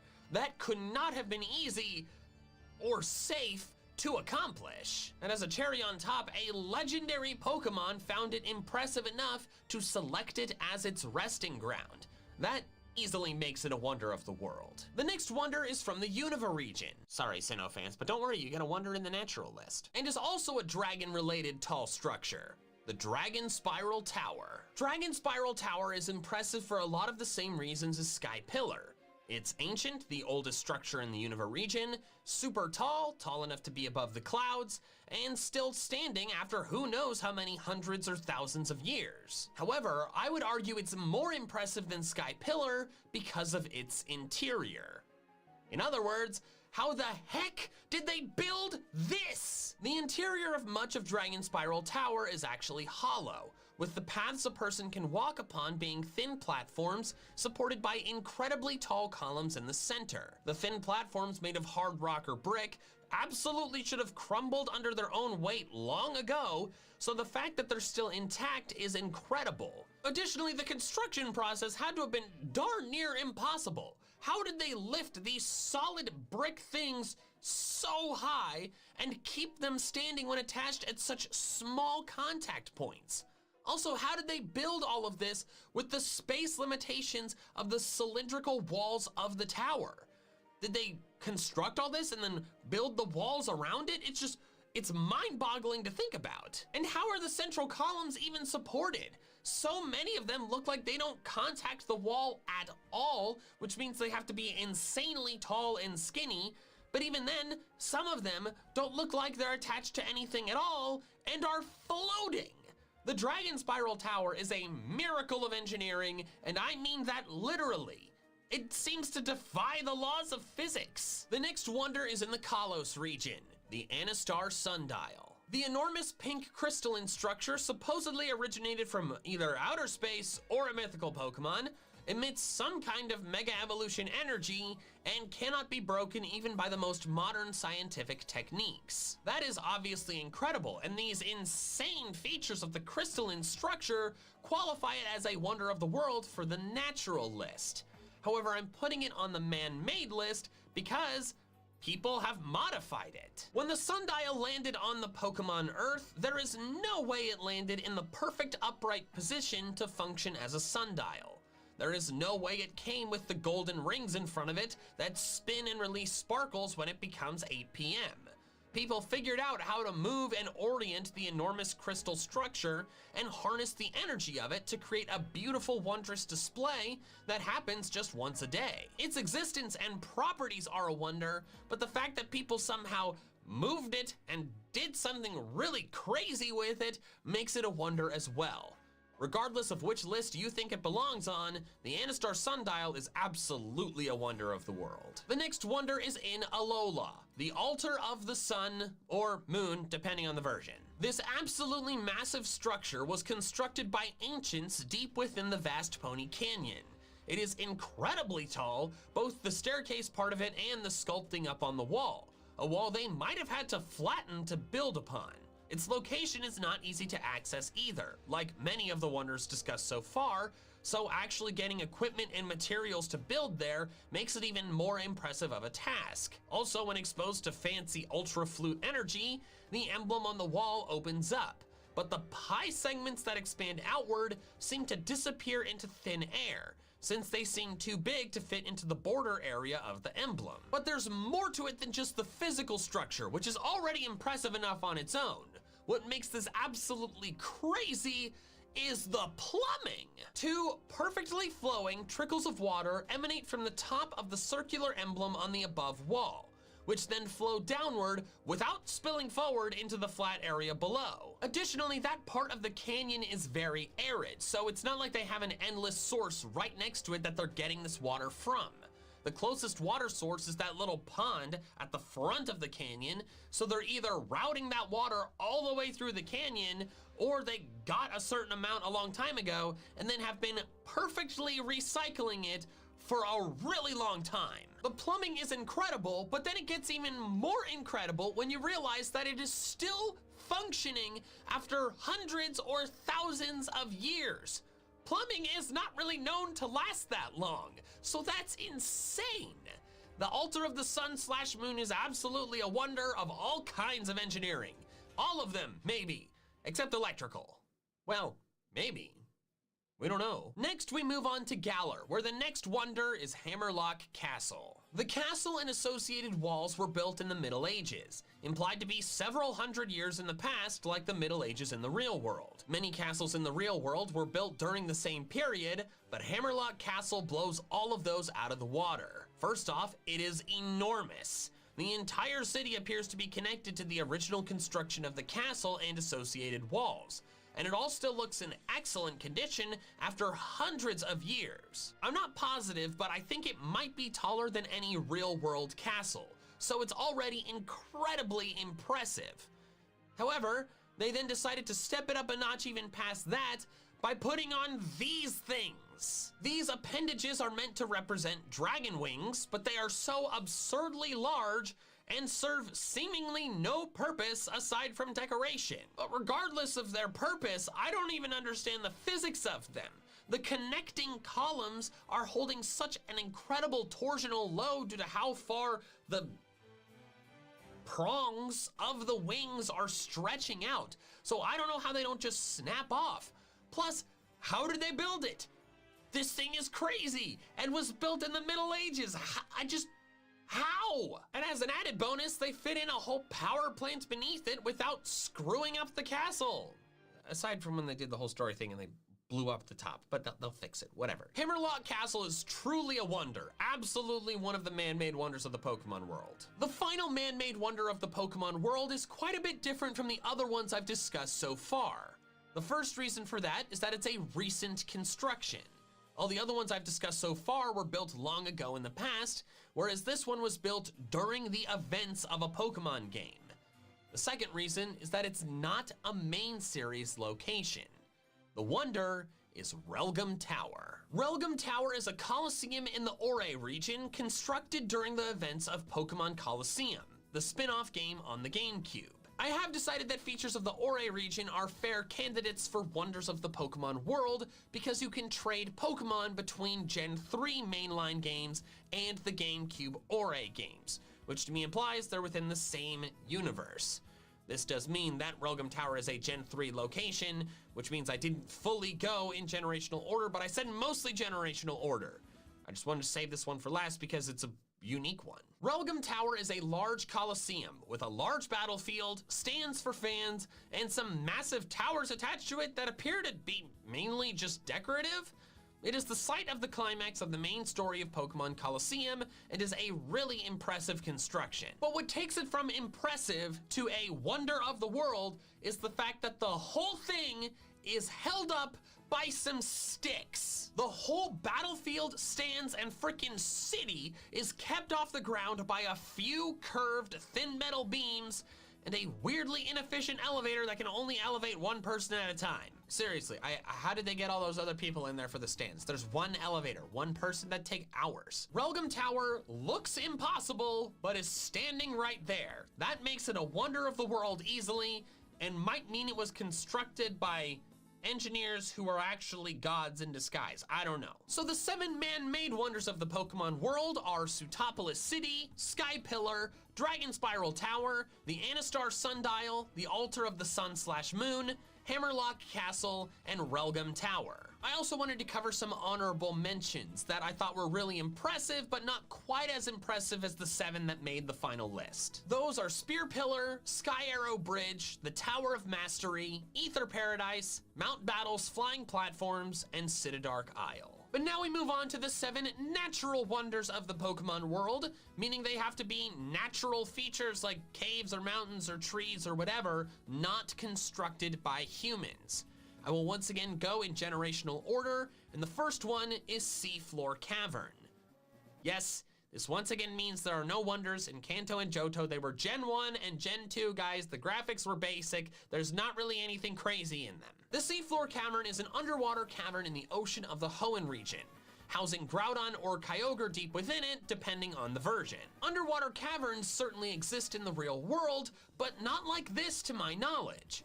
The Seafloor Cavern is actually not full of water, despite its entrance being under the ocean. All the underwater caverns I could find with my research are full of water, except for maybe a few where they have some small pockets.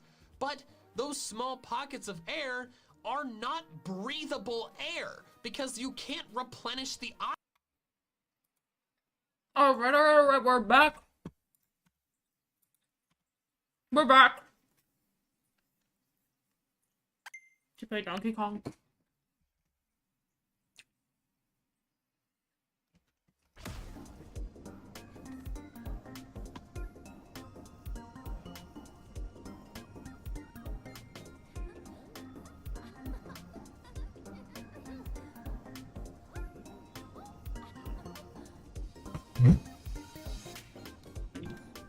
Heads up! There it is! Yes!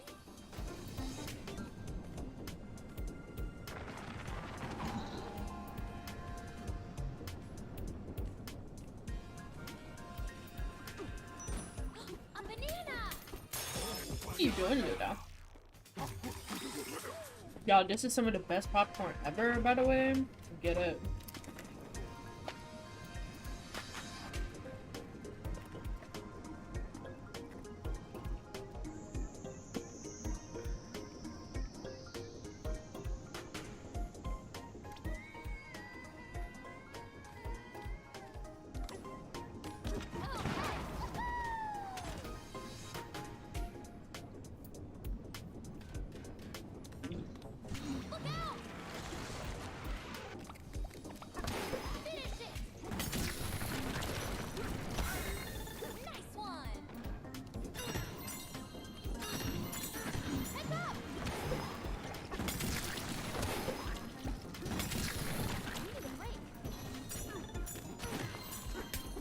Guppy.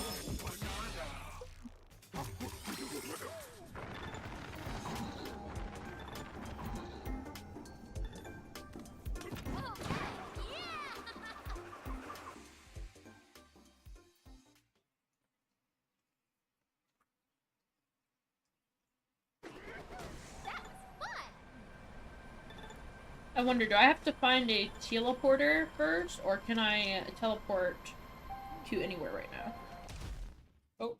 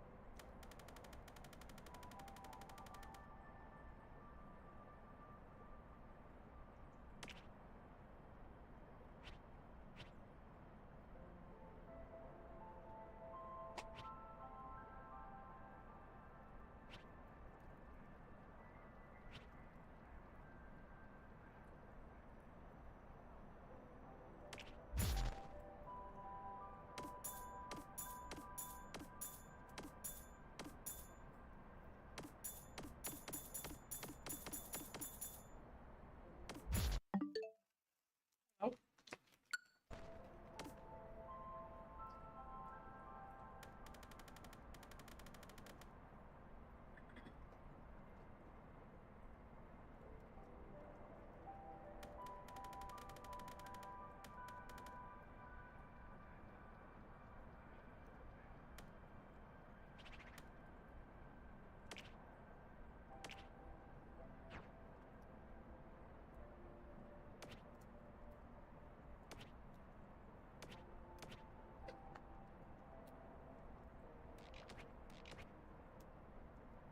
Should we teleport there?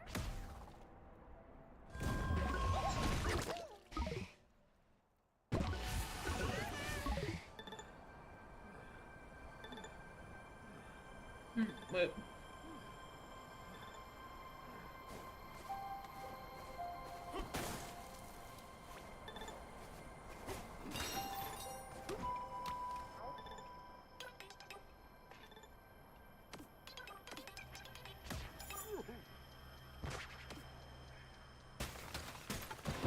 Looks open.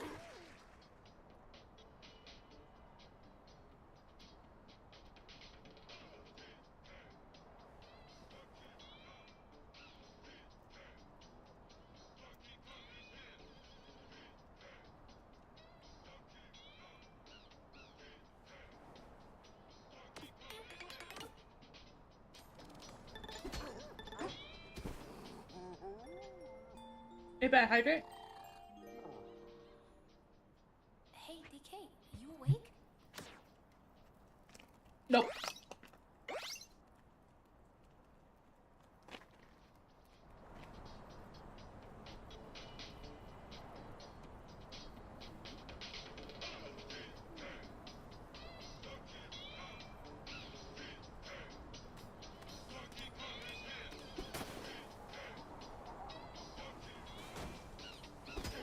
Okay. Yeah. Good one. Oh, it's a zebra head.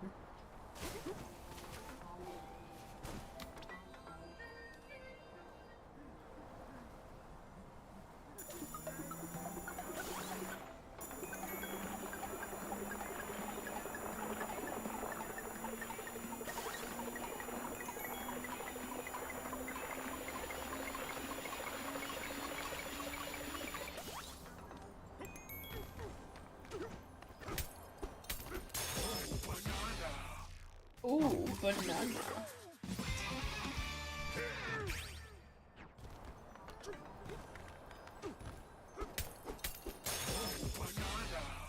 Oh, banana.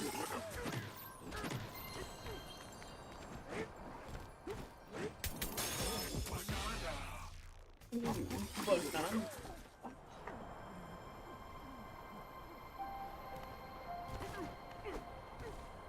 Hello? Almost died.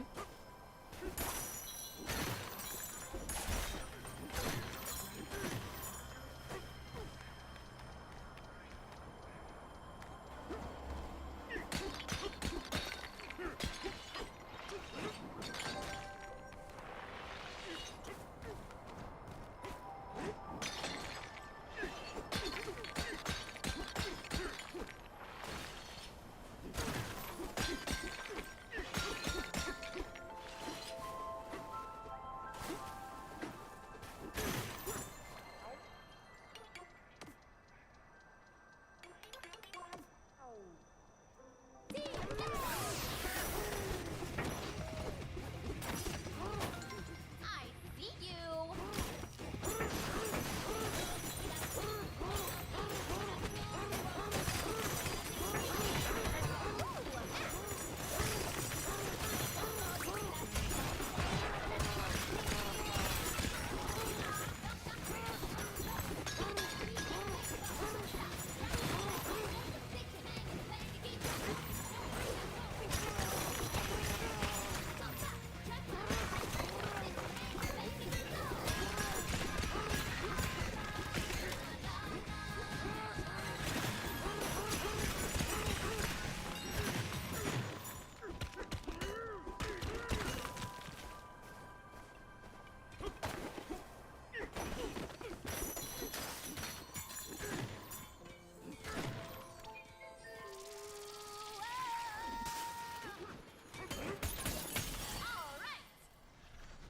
Ice.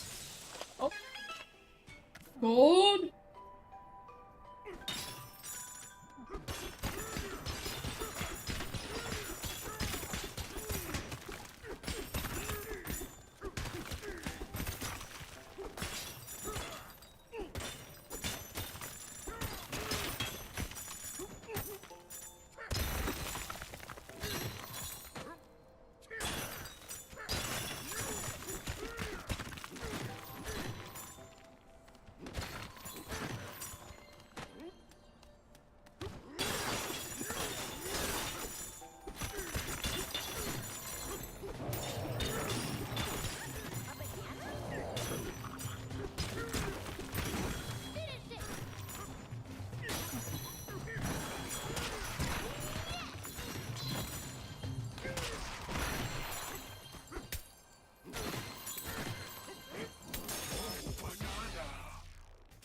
Oh, banana.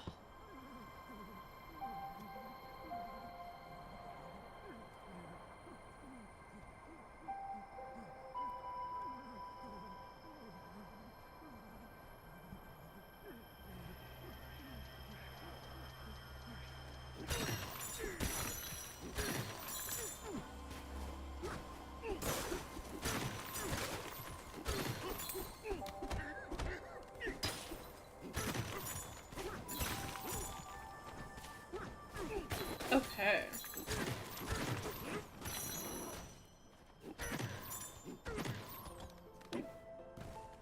Oh my god, that scared the fuck out of me. What was that? Did you play a soundboard?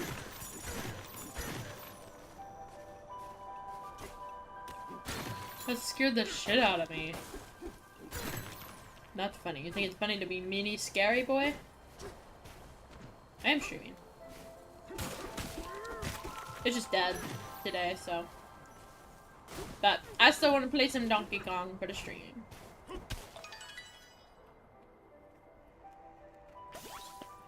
Banana.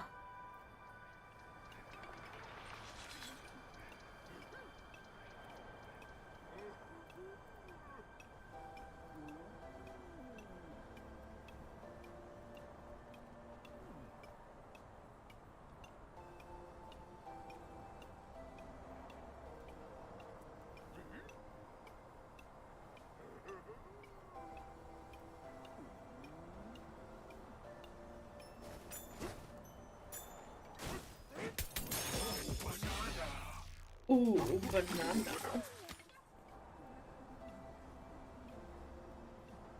What are you playing, Stick?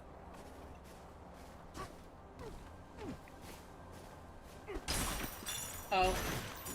Are you getting a new one? Well, let me know. I'll get one with you.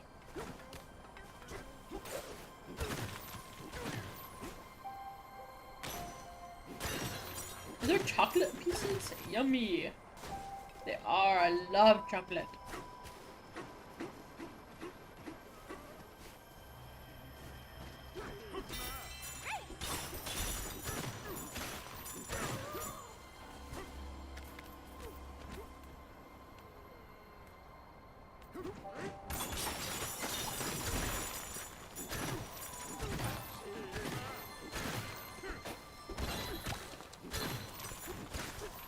Money, money, money, money, money, money, money, money.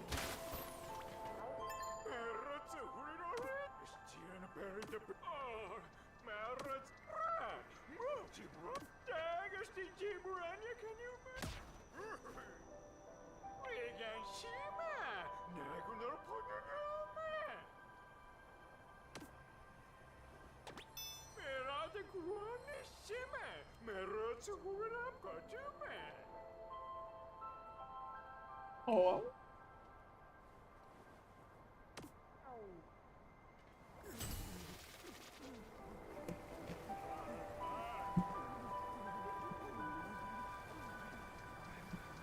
You hear the controller?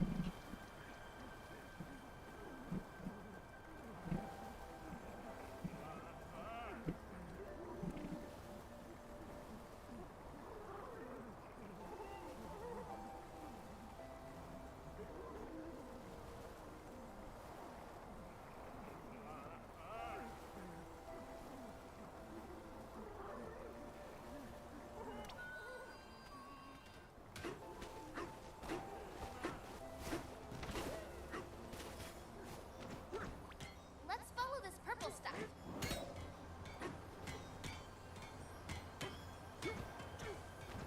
Bunch of balls.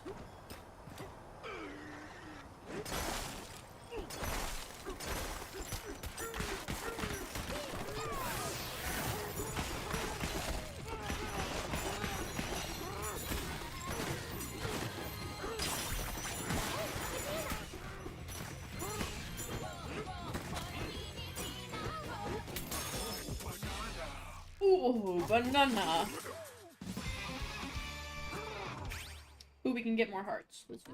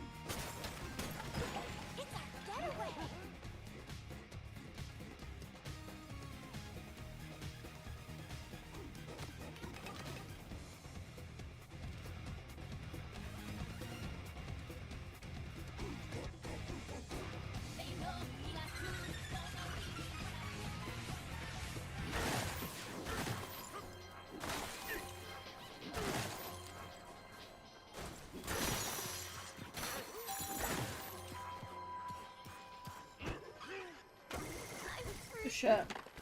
So the router's fine then?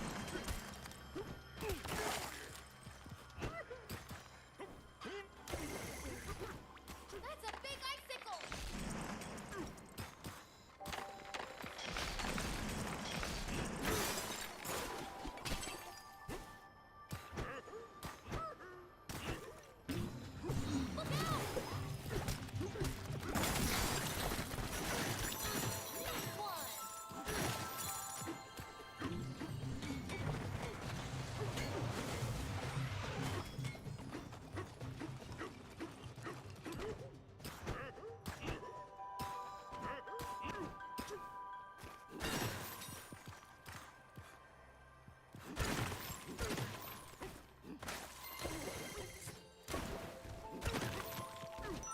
Banana. Banana.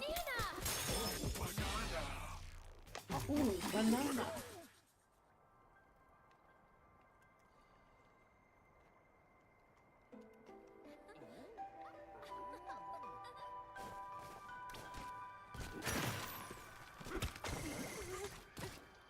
Wrong button.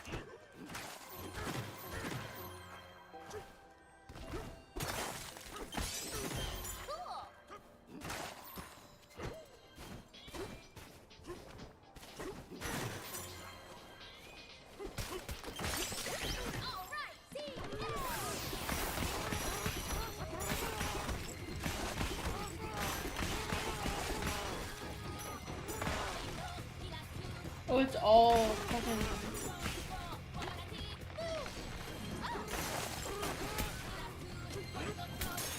That's not bad. Is it long?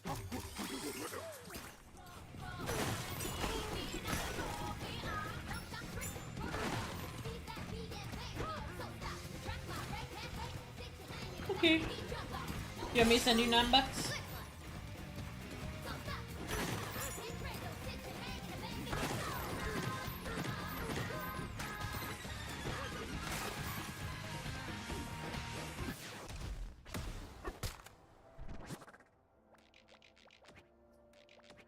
Should we Style teleport? shot.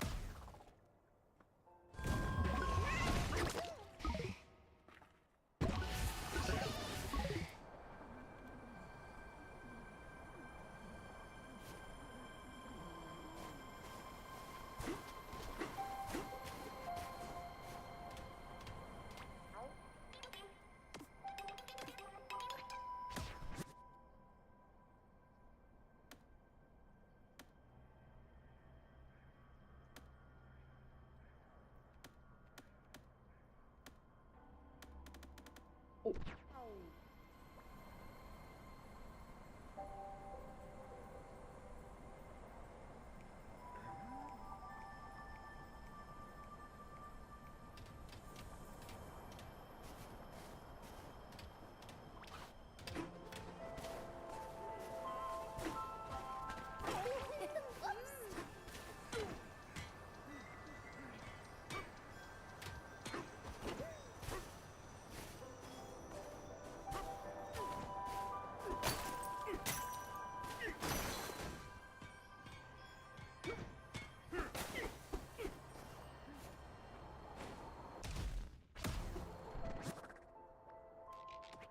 Should we teleport?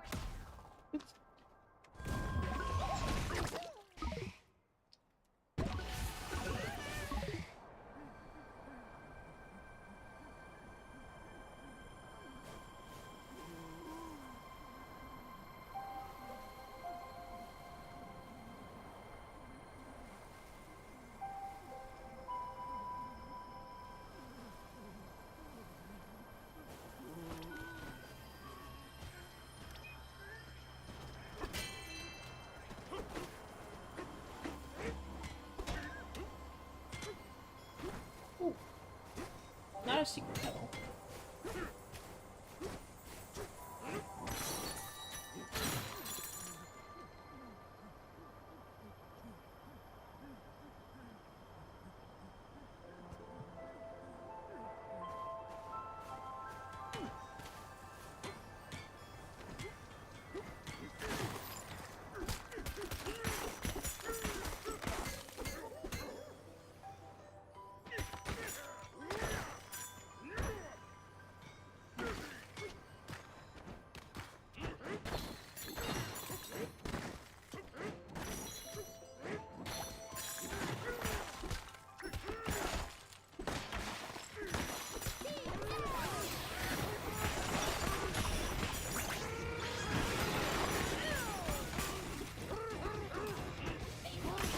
Ludo, no barking.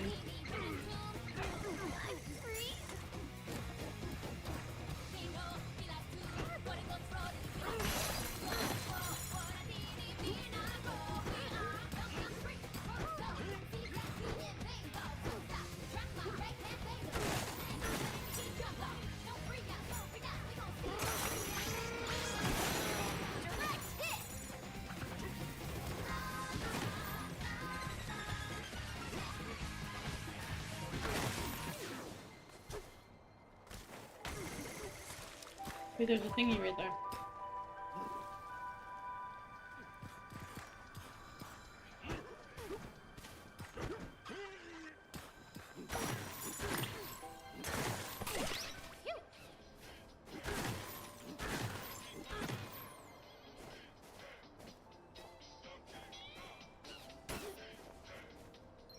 Focus.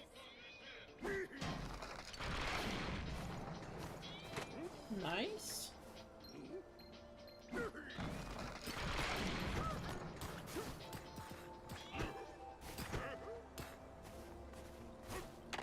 Heads up!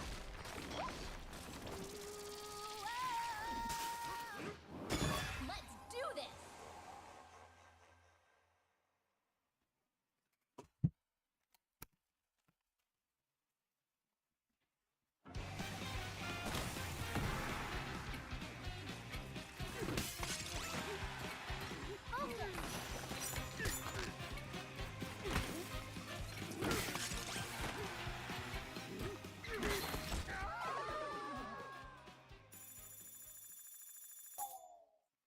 Okay.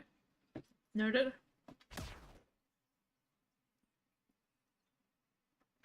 Why did I have so little?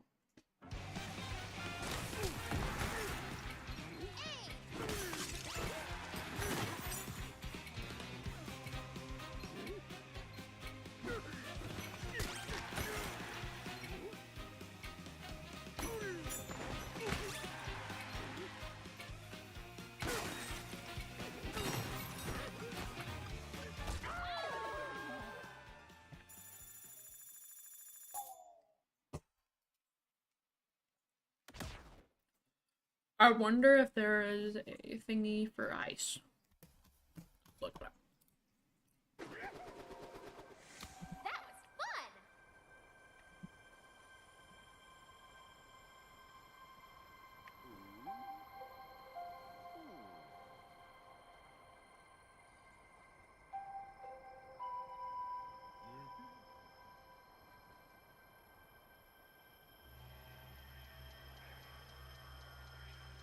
fun! Who did that? No, you're stinky.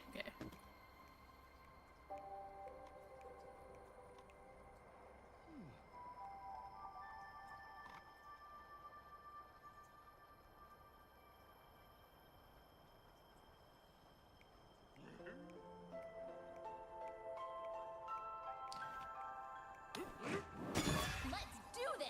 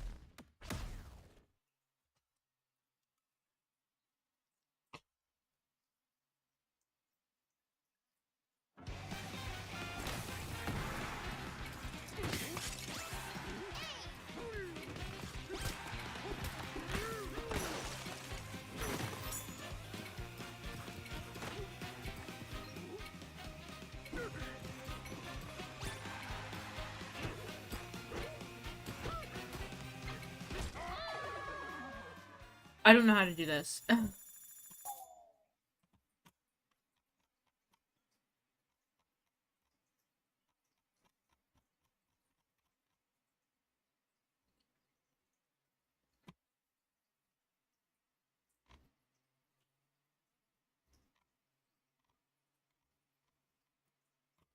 This one called? This one's like.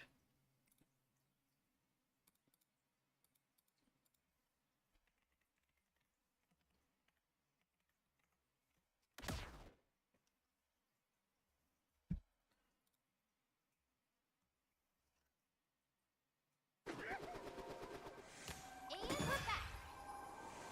Nope.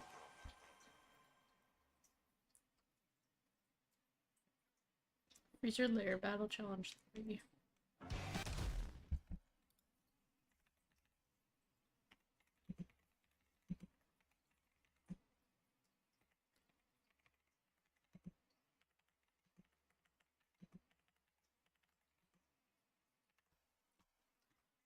how to do this. Wow, that was my fucking ear holes. Battle Freezer Lair Battle Challenge 3.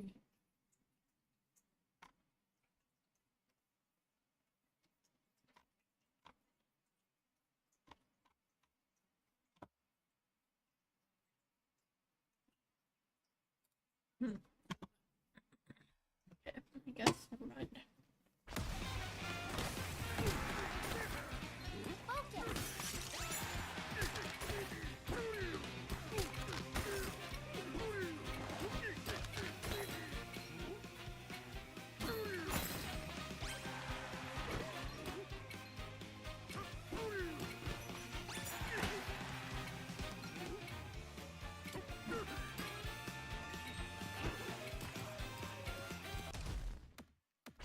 We will just return to the lair, and I will do that again whenever I have.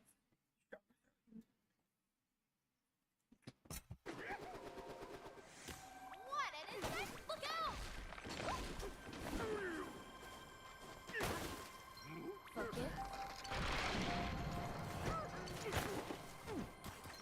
Lucky.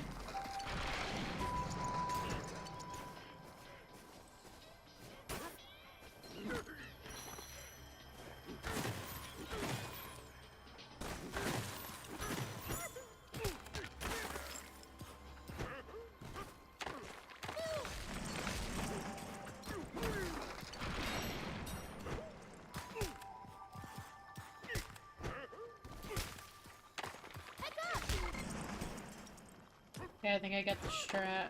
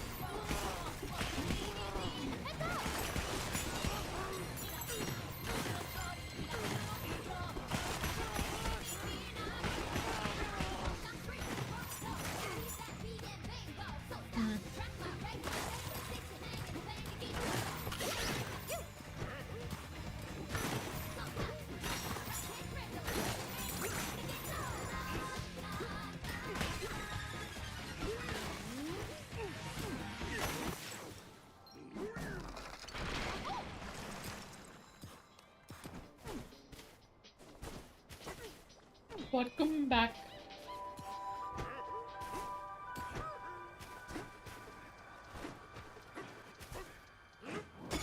Let's go!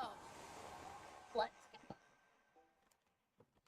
Meow, meow, meow, meow, meow, meow, meow.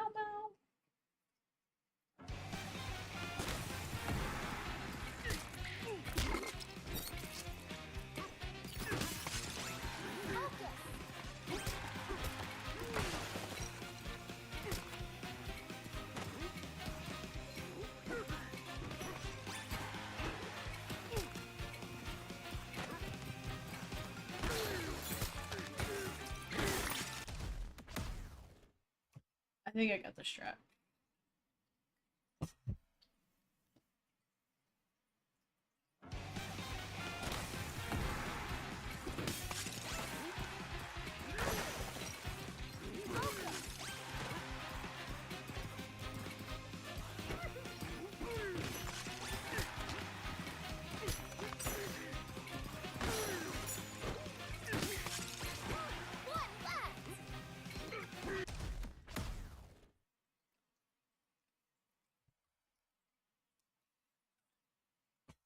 Okay.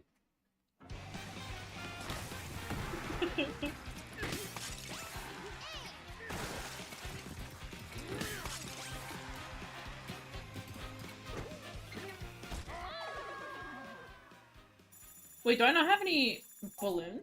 Did I really... How did I lose all my balloons?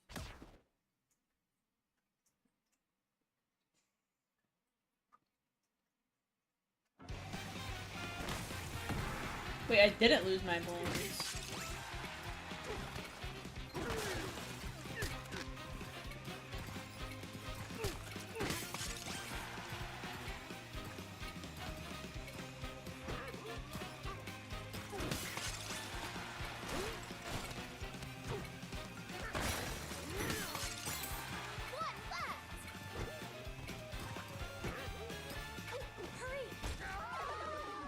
Hello?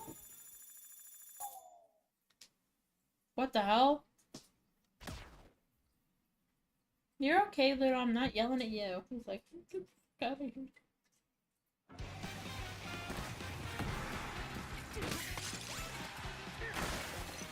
Welcome back. Your computer having issues?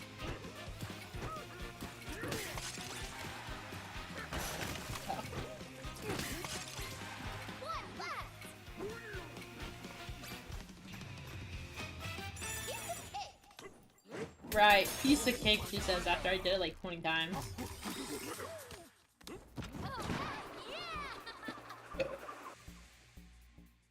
Alright, let's try to figure out our way through this fucking stupid ass thing.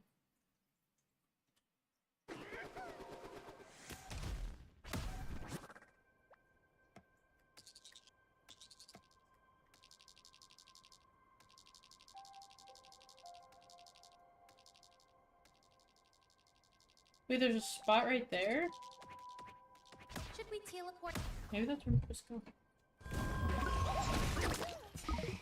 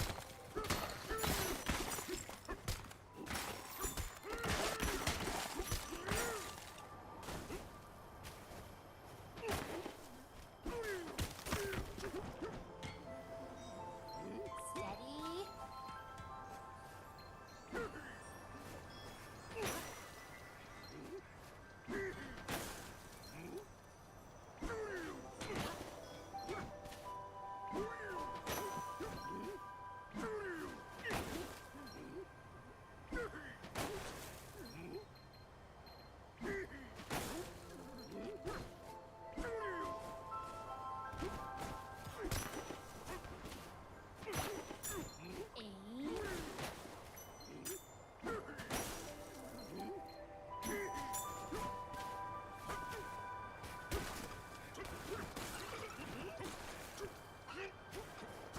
Annoying as fuck.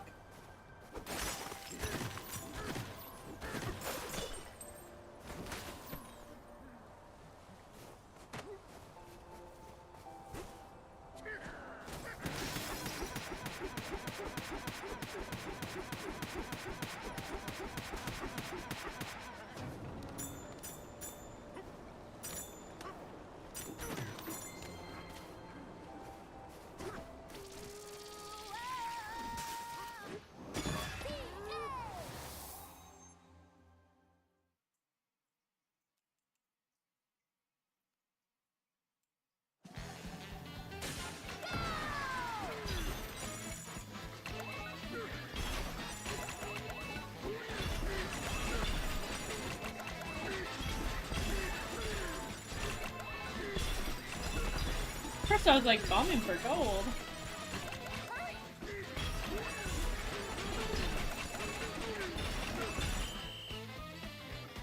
What should we get? No, bad. 2,000. Or sorry, don't think 2,000. That was fun. A little.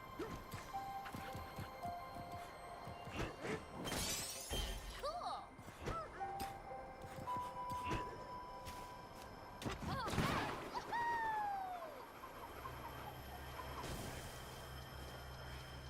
Maybe I should go that way.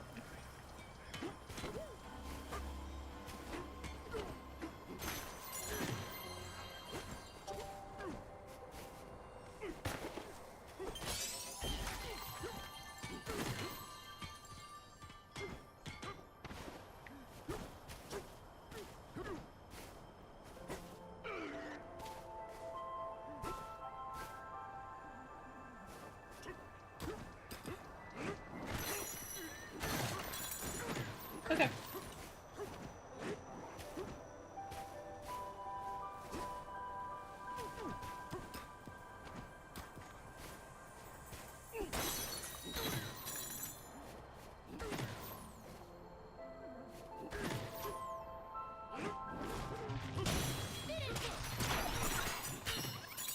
What Great this? job!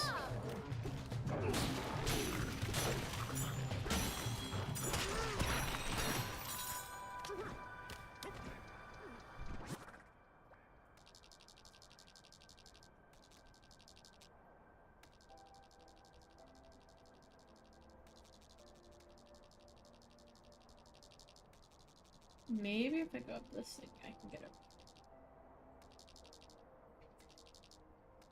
No, I can't. Not yet right now.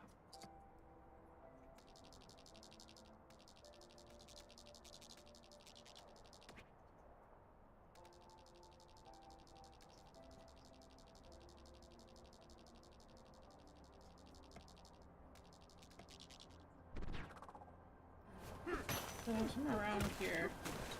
Or not here specifically, but around.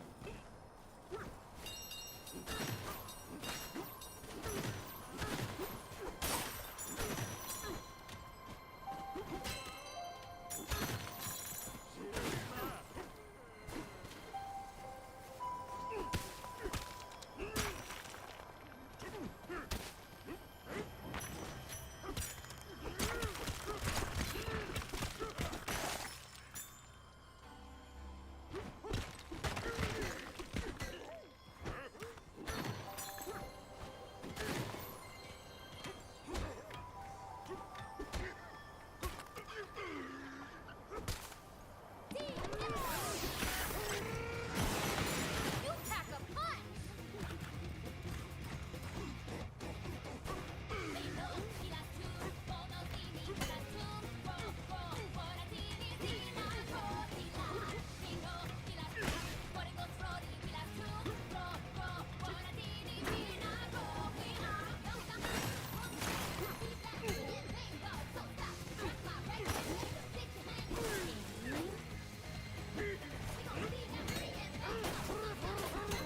I need to find the thingy for this.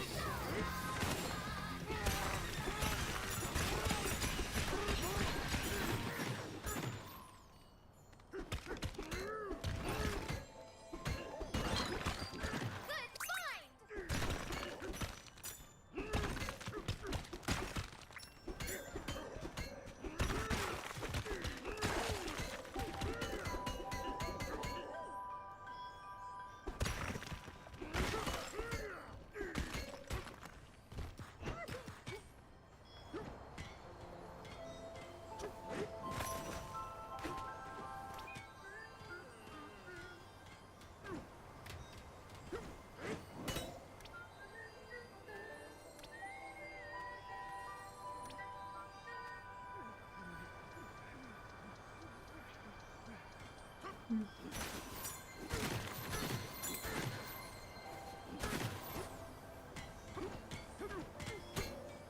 I'm a little lost, I'll be honest.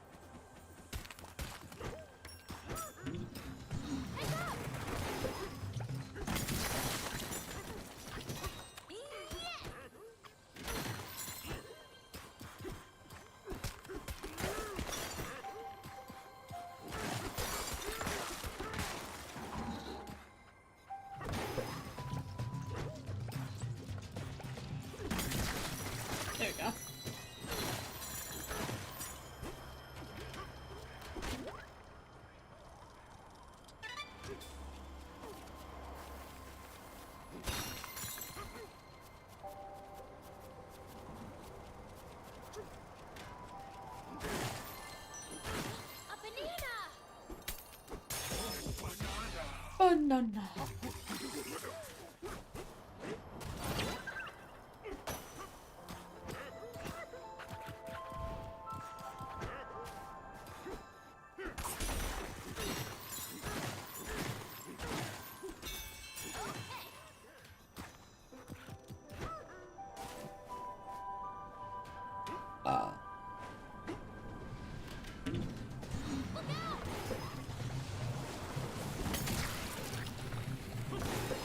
Nice one. Forgive.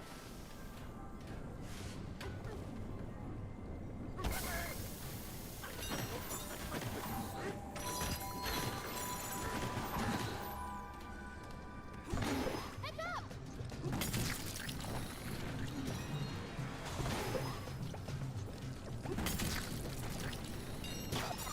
There's a disc. Look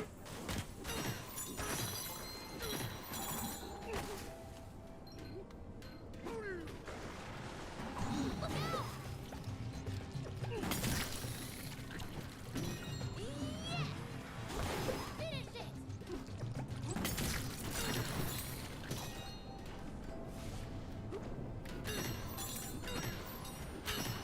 There is a disc. All right.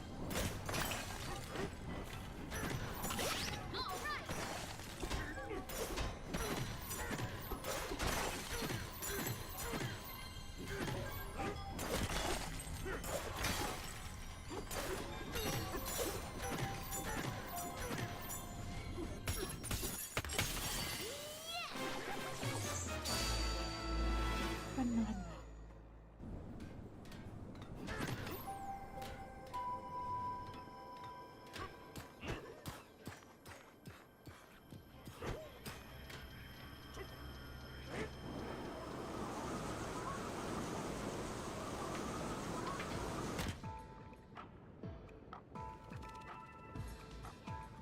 Guess it's not cold down here.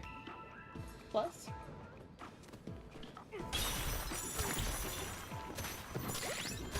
Chocolate lava is molten hot. I think we should have 2 hearts now.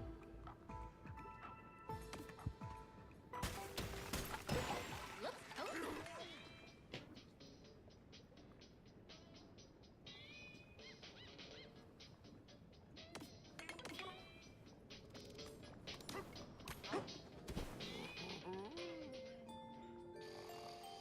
I can't remember if I took these.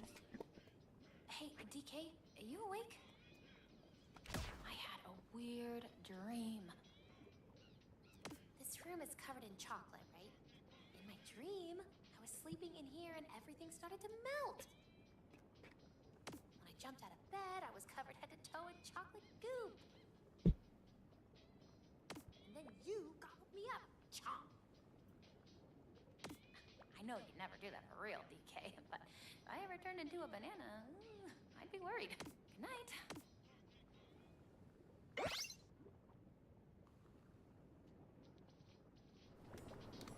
Just what we needed.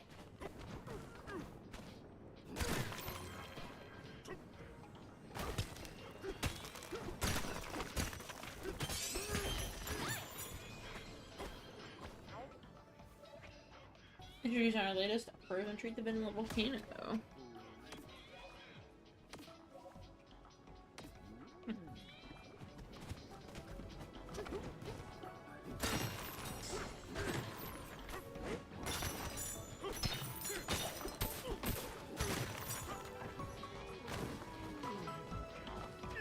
A banana?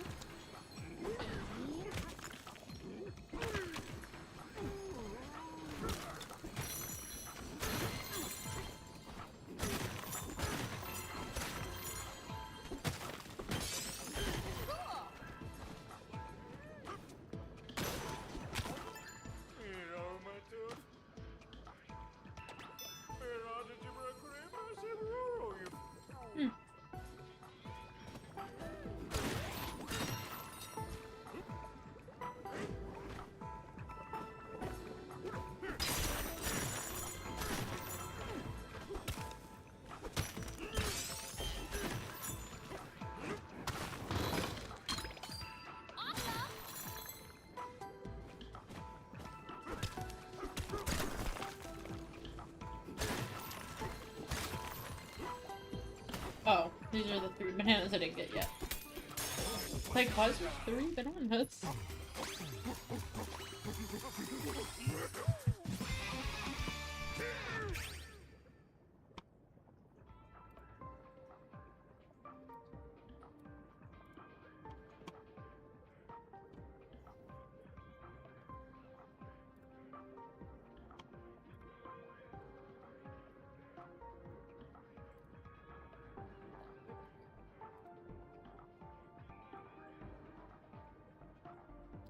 Hello, Dog King. Welcome in. I'm sorry I didn't see your thing for some reason.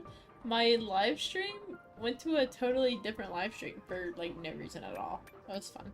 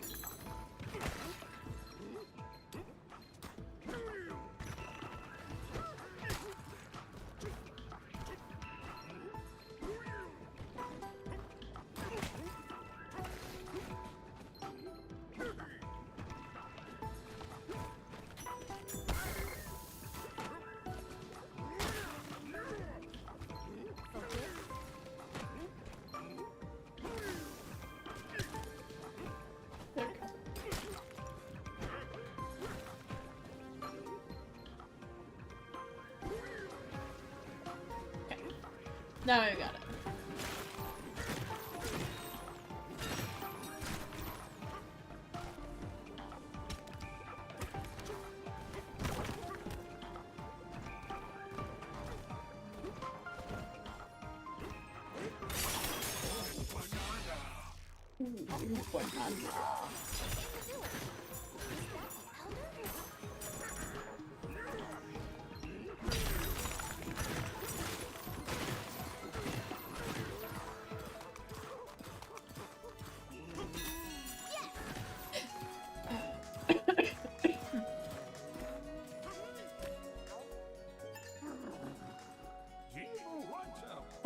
Customers.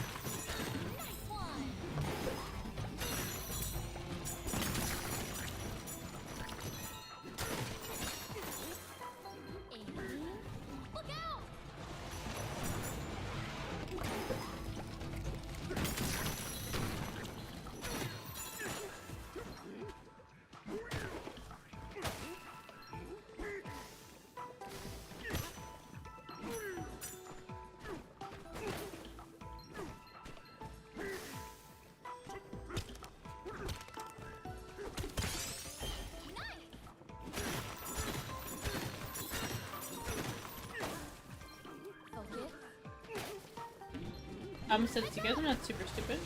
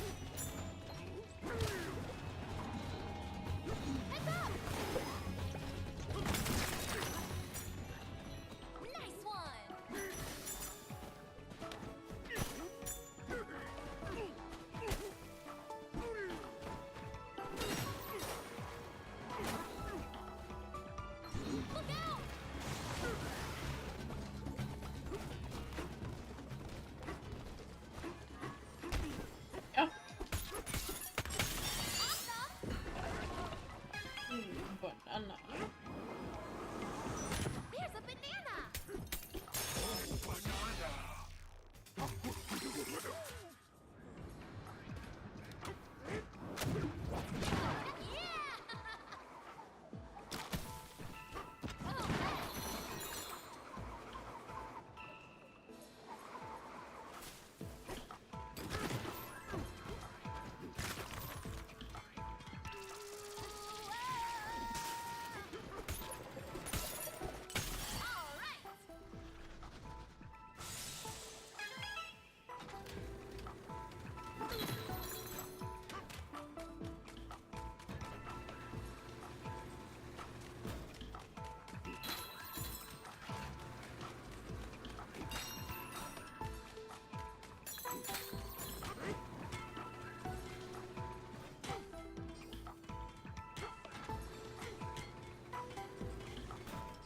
Bananas.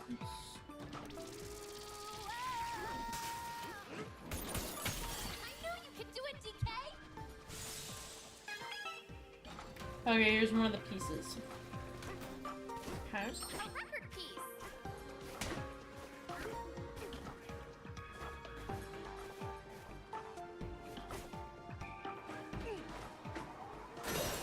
Where did it go?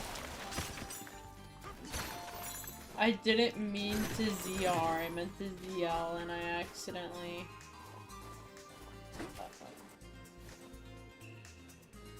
Is it up there again? Okay, it is. Good.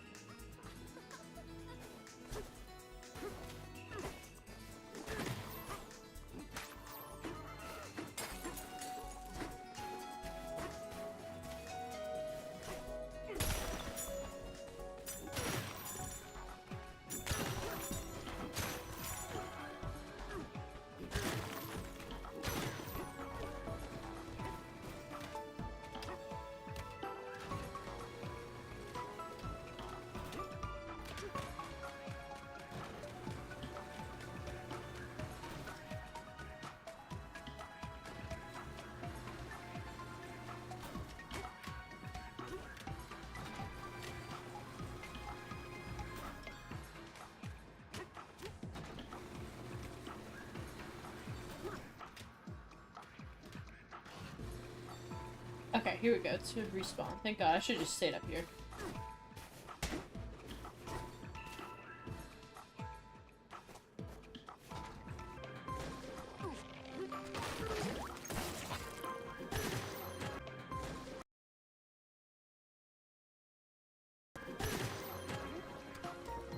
Focus.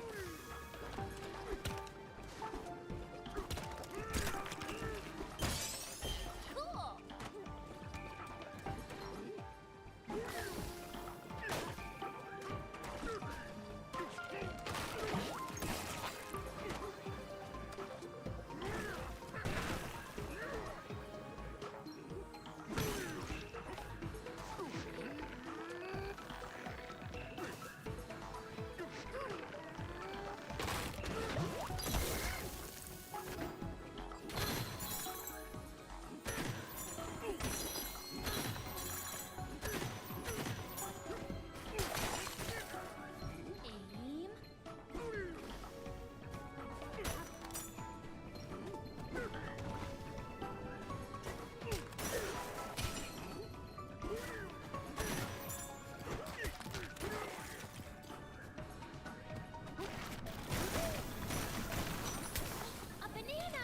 Sometimes I'd be forgetting that I can do that.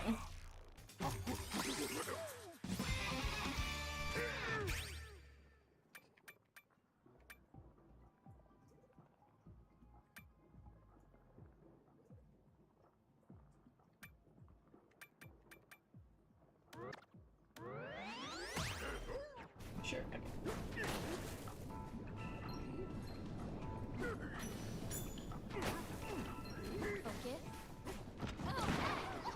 Okay, never mind, we're coming back anyway.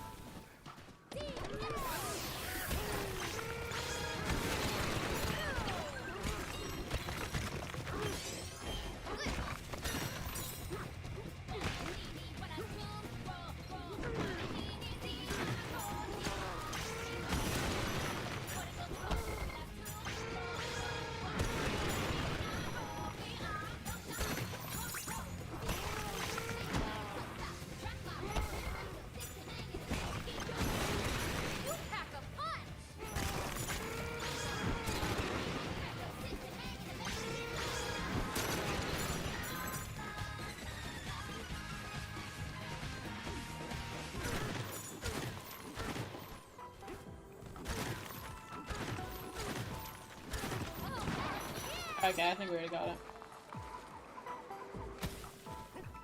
Oh my fucking god. That scared the shit out of me. Blumpy likes scaring people. Blumpy likes scaring people. Yep. You like scaring people because you're stinky. Yep. Nice one. Me too, Loki. What do you want? You want me to make something nice?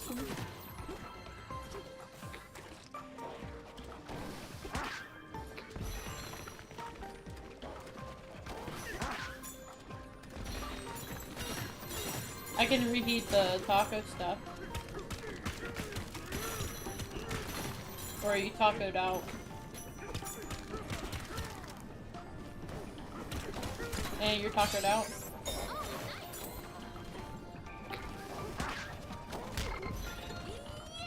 You wanna go somewhere?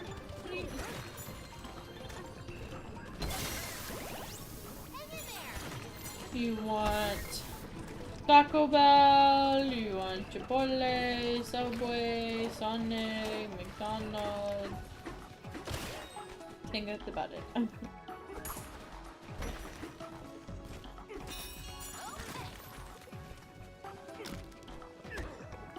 Bro doesn't know what he wants. Steady. Heads up. Bro is just stinky. Yep. Look out.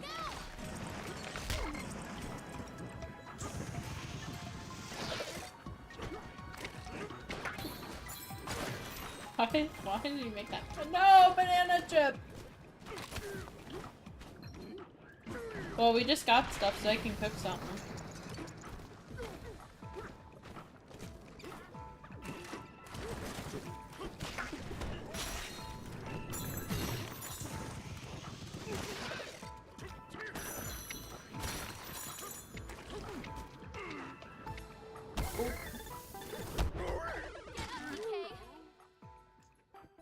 Okay. I'll end streaming, cook something.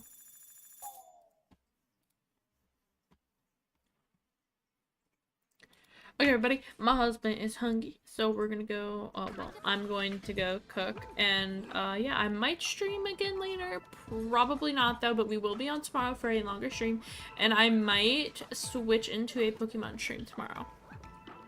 But I will see y'all tomorrow for sure. Bye!